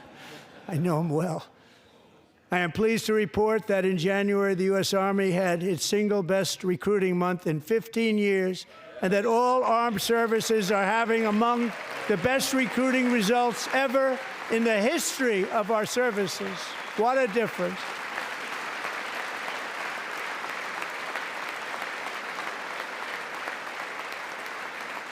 And you know, it was just a few months ago where the results were exactly the opposite. We couldn't recruit anywhere. We couldn't recruit. Now we're having the best results just about that we've ever had. What a tremendous turnaround. It's really a beautiful thing to see. People love our country again. It's very simple. They love our country, and they love being in our military again. So it's a great thing, and thank you very much. Great job. Thank you.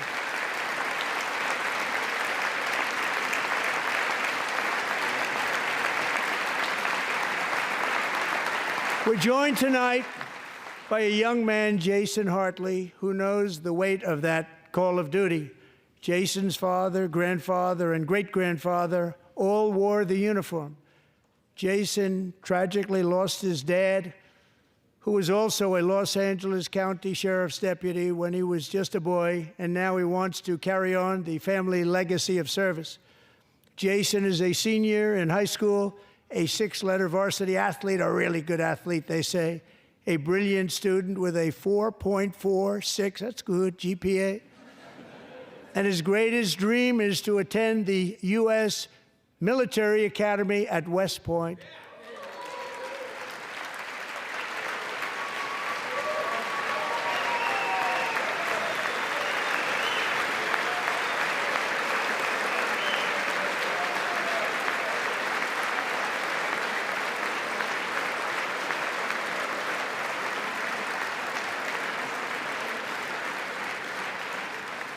And Jason, that's a very big deal getting in. That's a hard one to get into. But I'm pleased to inform you that your application has been accepted.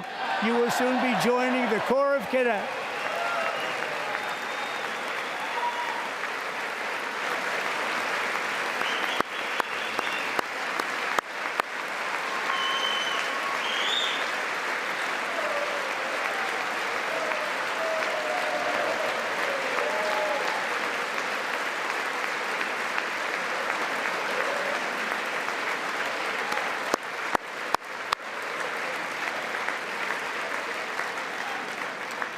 Thank you. Jason, you're going to be on the long gray line, Jason. As Commander-in-Chief, my focus is on building the most powerful military of the future. As a first step, I'm asking Congress to fund a state-of-the-art Golden Dome missile defense shield to protect our homeland, all made in the USA.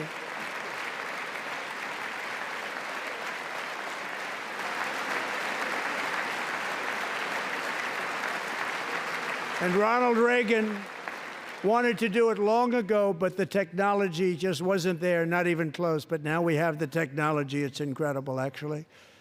And other places, they have it. Israel has it. Other places have it. And the United States should have it too, right, Tim, right? They should have it too. So I want to thank you. But it's a very, very important. This is a very dangerous world. We should have it. We want to be protected, and we're going to protect our citizens like never before. To boost our defense industrial base, we are also going to resurrect the American shipbuilding industry, including commercial shipbuilding and military shipbuilding.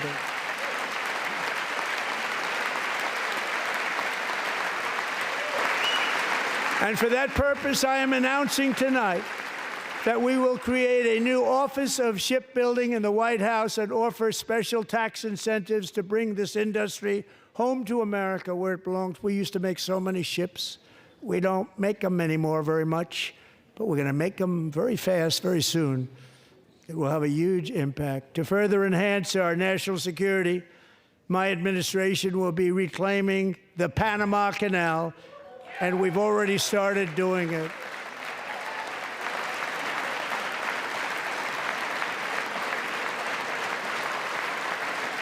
Just today, a large American company announced they are buying both ports around the Panama Canal and lots of other things having to do with the Panama Canal and a couple of other canals.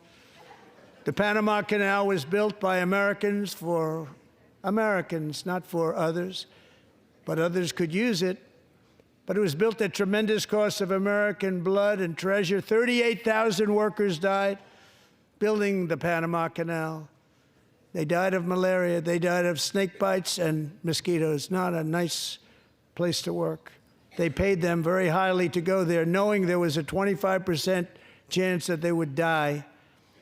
The most expensive project also that was ever built in our country's history, if you bring it up to modern day costs. It was given away by the Carter administration for $1, but that agreement has been violated very severely.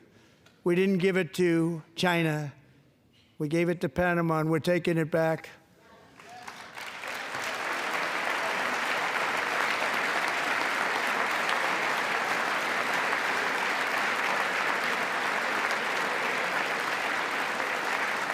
And we have Marco Rubio in charge. Good luck, Marco. Now, we know who to blame if anything goes wrong. Now, Marco's been amazing, and he's going to do a great job. Think of it, he got 100 votes. You know, he was approved with actually 99, but the 100th was this gentleman, and I feel very certain. So let's assume he got 100 votes. And I'm either very, very happy about that, or I'm very concerned about it. But he's already proven. I mean, he's a great gentleman. He's respected by everybody, and we appreciate you voting for Marco. He's going to do a fantastic job. Thank you. Thank you. He's doing a great job. Great job. And I also have a message tonight for the incredible people of Greenland. We strongly support your right to determine your own future. And if you choose, we welcome you into the United States of America. We need Greenland for national security and even international security, and we're working with everybody involved to try and get it. But we need it really for international world security, and I think we're going to get it. One way or the other, we're going to get it. We will keep you safe. We will make you rich, and together we will take Greenland to heights like you have never thought possible before. It's a very small population, but very, very large piece of land, and very, very important for military security. America is once again standing strong against the forces of radical Islamic terrorism. 3.5 years ago, ISIS terrorists killed 13 American service members and countless others in the Abbey Gate bombing during the disastrous and incompetent withdrawal from Afghanistan. Not that they were withdrawing, it was the way they withdrew. Perhaps the most embarrassing moment in the history of our country. Tonight, I am pleased to announce that we have just apprehended the top terrorist responsible for that atrocity, and he is right now on his way here to face the swift sword of American justice.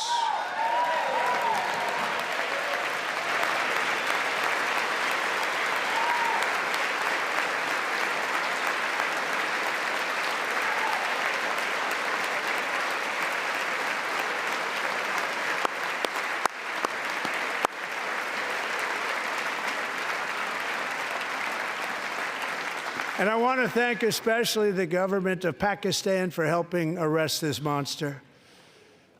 This was a very momentous day for those 13 families who I actually got to know very well, most of them, whose children were murdered, and the many people that were so badly, over 42 people, so badly injured on that fateful day in Afghanistan. What a horrible day. Such incompetence was shown that when Putin saw what happened, I guess he said, wow, maybe this is my chance. That's how bad it was. Should have never happened. Grossly incompetent people. I spoke to many of the parents and loved ones, and they're all in our hearts tonight. Just spoke to them on the phone. We had a big call. Every one of them called, and everybody was on the line, and they did nothing but cry with happiness. They were very happy, as happy as you can be under those circumstances. Their child brother, sister, son, daughter was killed for no reason whatsoever. In the Middle East, we're bringing back our hostages from Gaza. In my first term, we achieved one of the most groundbreaking peace agreements in generations, the Abraham Accords.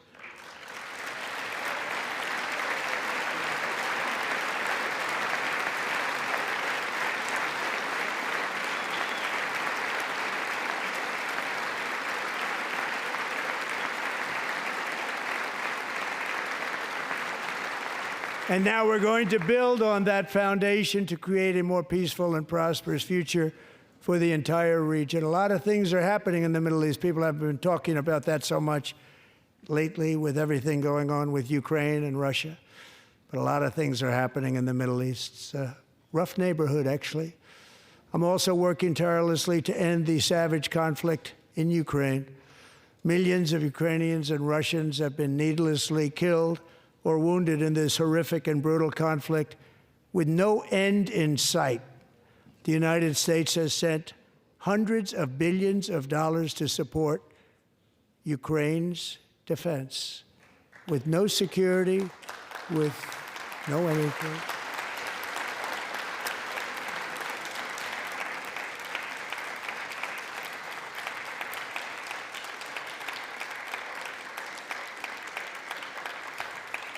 Do you want to keep it going for another 5 years? Yeah, you would say Pocahontas says yes.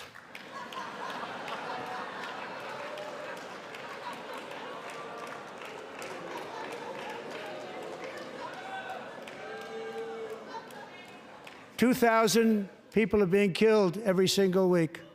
More than that. They're Russian young people. They're Ukrainian young people. They're not Americans. But I want it to stop. Meanwhile, Europe has sadly spent more money buying Russian oil and gas than they have spent on defending Ukraine, by far. Think of that. They've spent more buying Russian oil and gas than they have defending. And we've spent perhaps $350 billion, like taking candy from a baby. That's what happened. And they've spent $100 billion. What a difference that is. And we have an ocean separating us, and they don't. But we're getting along very well with them, and lots of good things are happening. Biden has authorized more money in this fight than Europe has spent by billions and billions of dollars. It's hard to believe that they wouldn't have stopped it and said, at some point, come on, let's equalize. You got to be equal to us. But that didn't happen. Earlier today, I received an important letter from President Zelensky of Ukraine. The letter reads, Ukraine is ready to come to the negotiating table as soon as possible to bring lasting peace closer. Nobody wants peace more than the Ukrainians, he said. My team and I stand ready to work under President Trump's strong leadership to get a peace that lasts. We do really value how much America has done to help Ukraine maintain its sovereignty and independence. Regarding the agreement on minerals and security, Ukraine is ready to sign it at any time that is convenient for you. I appreciate that he sent this letter, just got it a little while ago. Simultaneously, we've had serious discussions with Russia and have received strong signals that they are ready for peace. Wouldn't that be beautiful? Wouldn't that be beautiful?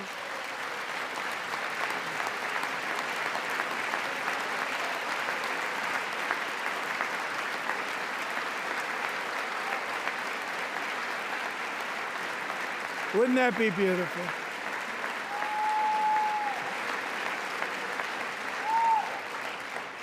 It's time to stop this madness. It's time to halt the killing. It's time to end this senseless war. If you want to end wars, you have to talk to both sides. Nearly 4 years ago, amid rising tensions, a history teacher named Mark Fogel was detained in Russia and sentenced to 14 years in a penal colony. Rough stuff. The previous administration barely lifted a finger to help him. They knew he was innocent, but they had no idea where to begin. But last summer, I promised his 95-year-old mother, Malphine, that we would bring her boy safely back home. After 22 days in office, I did just that, and they are here tonight.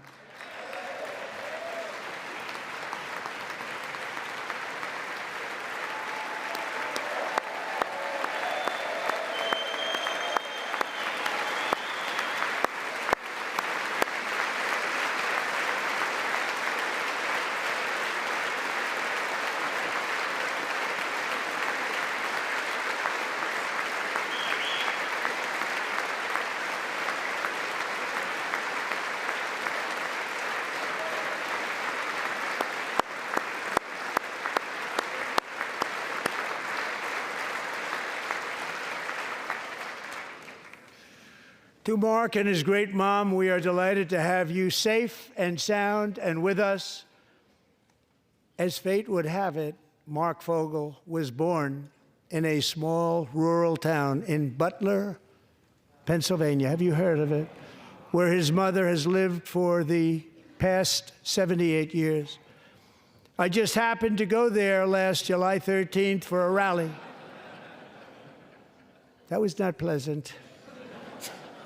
And that is where I met his beautiful mom right before I walked onto that stage.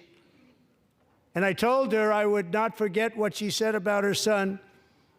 And I never did I? Never forgot. Less than 10 minutes later, at that same rally, gunfire rang out, and a sick and deranged assassin unloaded 8 bullets from his sniper's perch into a crowd of many thousands of people. My life was saved by a fraction of an inch, but some were not so lucky. Corey Comparator was a firefighter, a veteran, a Christian, a husband, a devoted father, and above all, a protector. When the sound of gunshots pierced the air, it was a horrible sound. Corey knew instantly what it was and what to do. He threw himself on top of his wife and daughters and shielded them from the bullets with his own body. Corey was hit really hard. You know the story from there. He sacrificed his life to save theirs. 2 others, very fine people, were also seriously hit. But thankfully, with the help of 2 great country doctors, we thought they were gone and they were saved. So those doctors had great talent. We're joined by Corey's wife, Helen, who was his high school sweetheart, and their 2 beloved daughters, Allison and Kaylee. Thank you.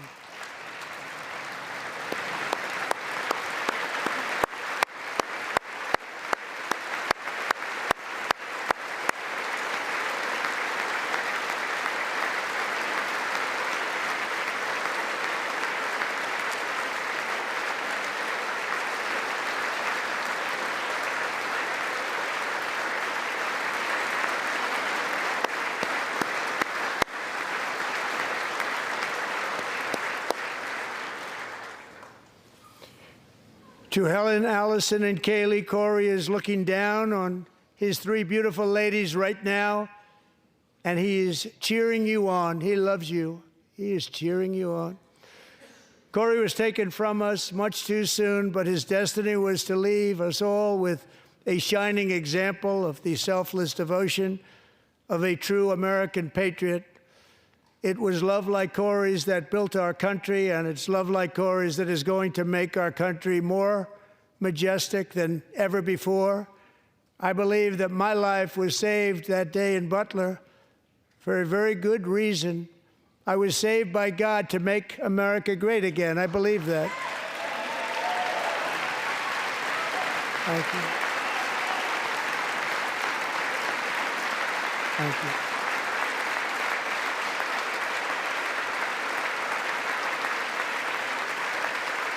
Thank you.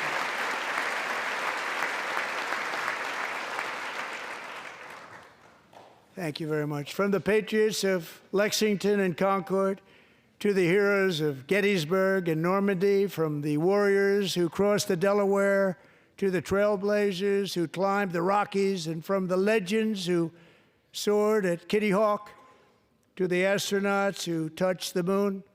Americans have always been the people who defied all odds, transcended all dangers, made the most extraordinary sacrifices, and did whatever it took to defend our children, our country, and our freedom. And as we have seen in this chamber tonight, that same strength, faith, love, and spirit is still alive and thriving in the hearts of the American people. Despite the best efforts of those who would try to censor us, silence us, break us, destroy us, Americans are today a proud, free, sovereign, and independent nation that will always be free, and we will fight for it till death. We will never let anything happen to our beloved country, because we are a country of doers, dreamers, fighters, and survivors. Our ancestors crossed a vast ocean, strode into the unknown wilderness, and carved their fortunes from the rock and soil of a perilous and very dangerous frontier. They chased our destiny across a boundless continent. They built the railroads, laid the highways, and graced the world with American marvels like the Empire State Building, the mighty Hoover Dam, and the towering Golden Gate Bridge. They lit the world with electricity, broke free of the force of gravity, fired up the engines of American industry, vanquished the communists, fascists, and Marxists all over the world, and gave us countless modern wonders sculptured out of iron, glass, and steel. We stand on the shoulders of these pioneers who won and built the modern age. These workers who poured their sweat into the skylines of our cities. These warriors who shed their blood on fields of battle and gave everything they had for our rights and for our freedom. Now it is our time to take up the righteous cause of American liberty. And it is our turn to take America's destiny into our own hands and begin the most thrilling days in the history of our country. This will be our greatest era. With God's help, over the next 4 years, we are going to lead this nation even higher, and we are going to forge the freest, most advanced, most dynamic, and most dominant civilization ever to exist on the face of this earth. We are going to create the highest quality of life, build the safest and wealthiest and healthiest and most vital communities anywhere in the world. We are going to conquer the vast frontiers of science, and we are going to lead humanity into space and plant the American flag on the planet Mars and even far beyond.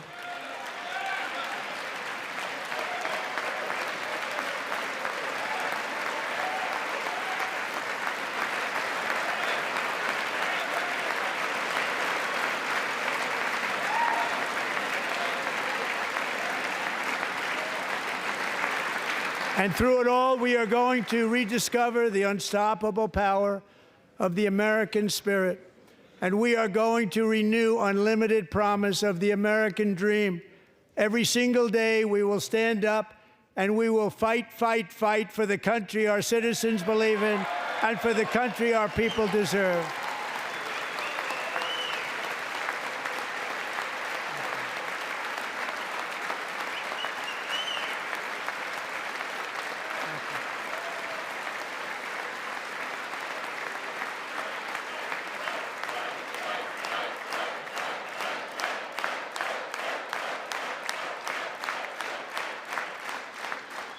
My fellow Americans, get ready for an incredible future, because the golden age of America has only just begun. It will be like nothing that has ever been seen before. Thank you, God bless you, and God bless America.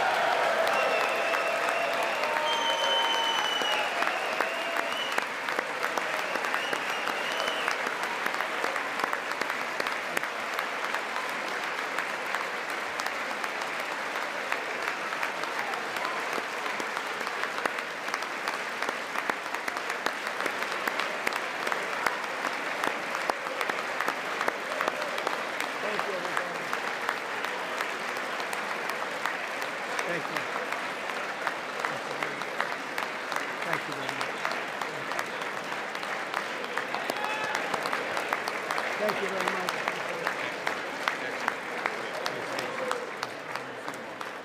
Thank you very much.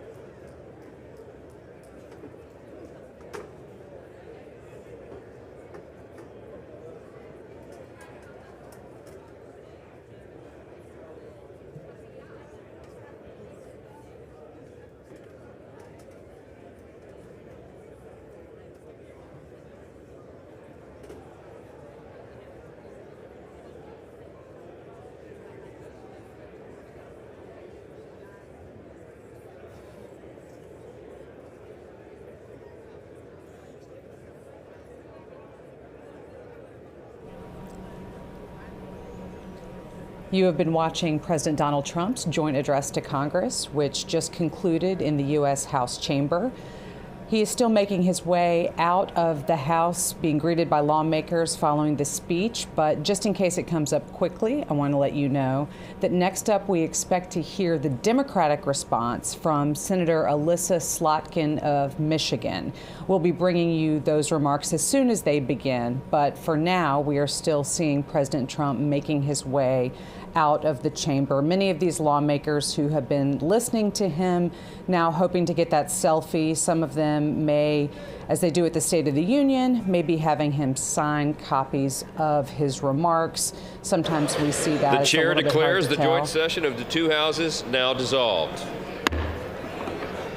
There's Speaker Mike Johnson officially calling an end to these proceedings.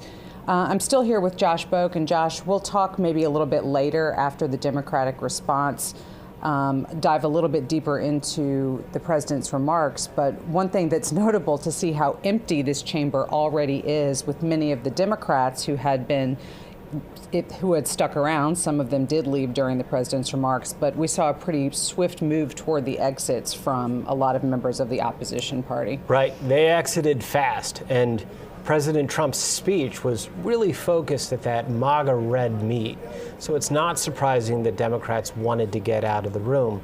We saw repeatedly President Trump essentially kind of daring them to clap, whether that was for DJ Daniel, the cancer survivor who was sworn into the Secret Service, or Mexico bringing in cartel members. Trump was clearly trying to say that Democrats weren't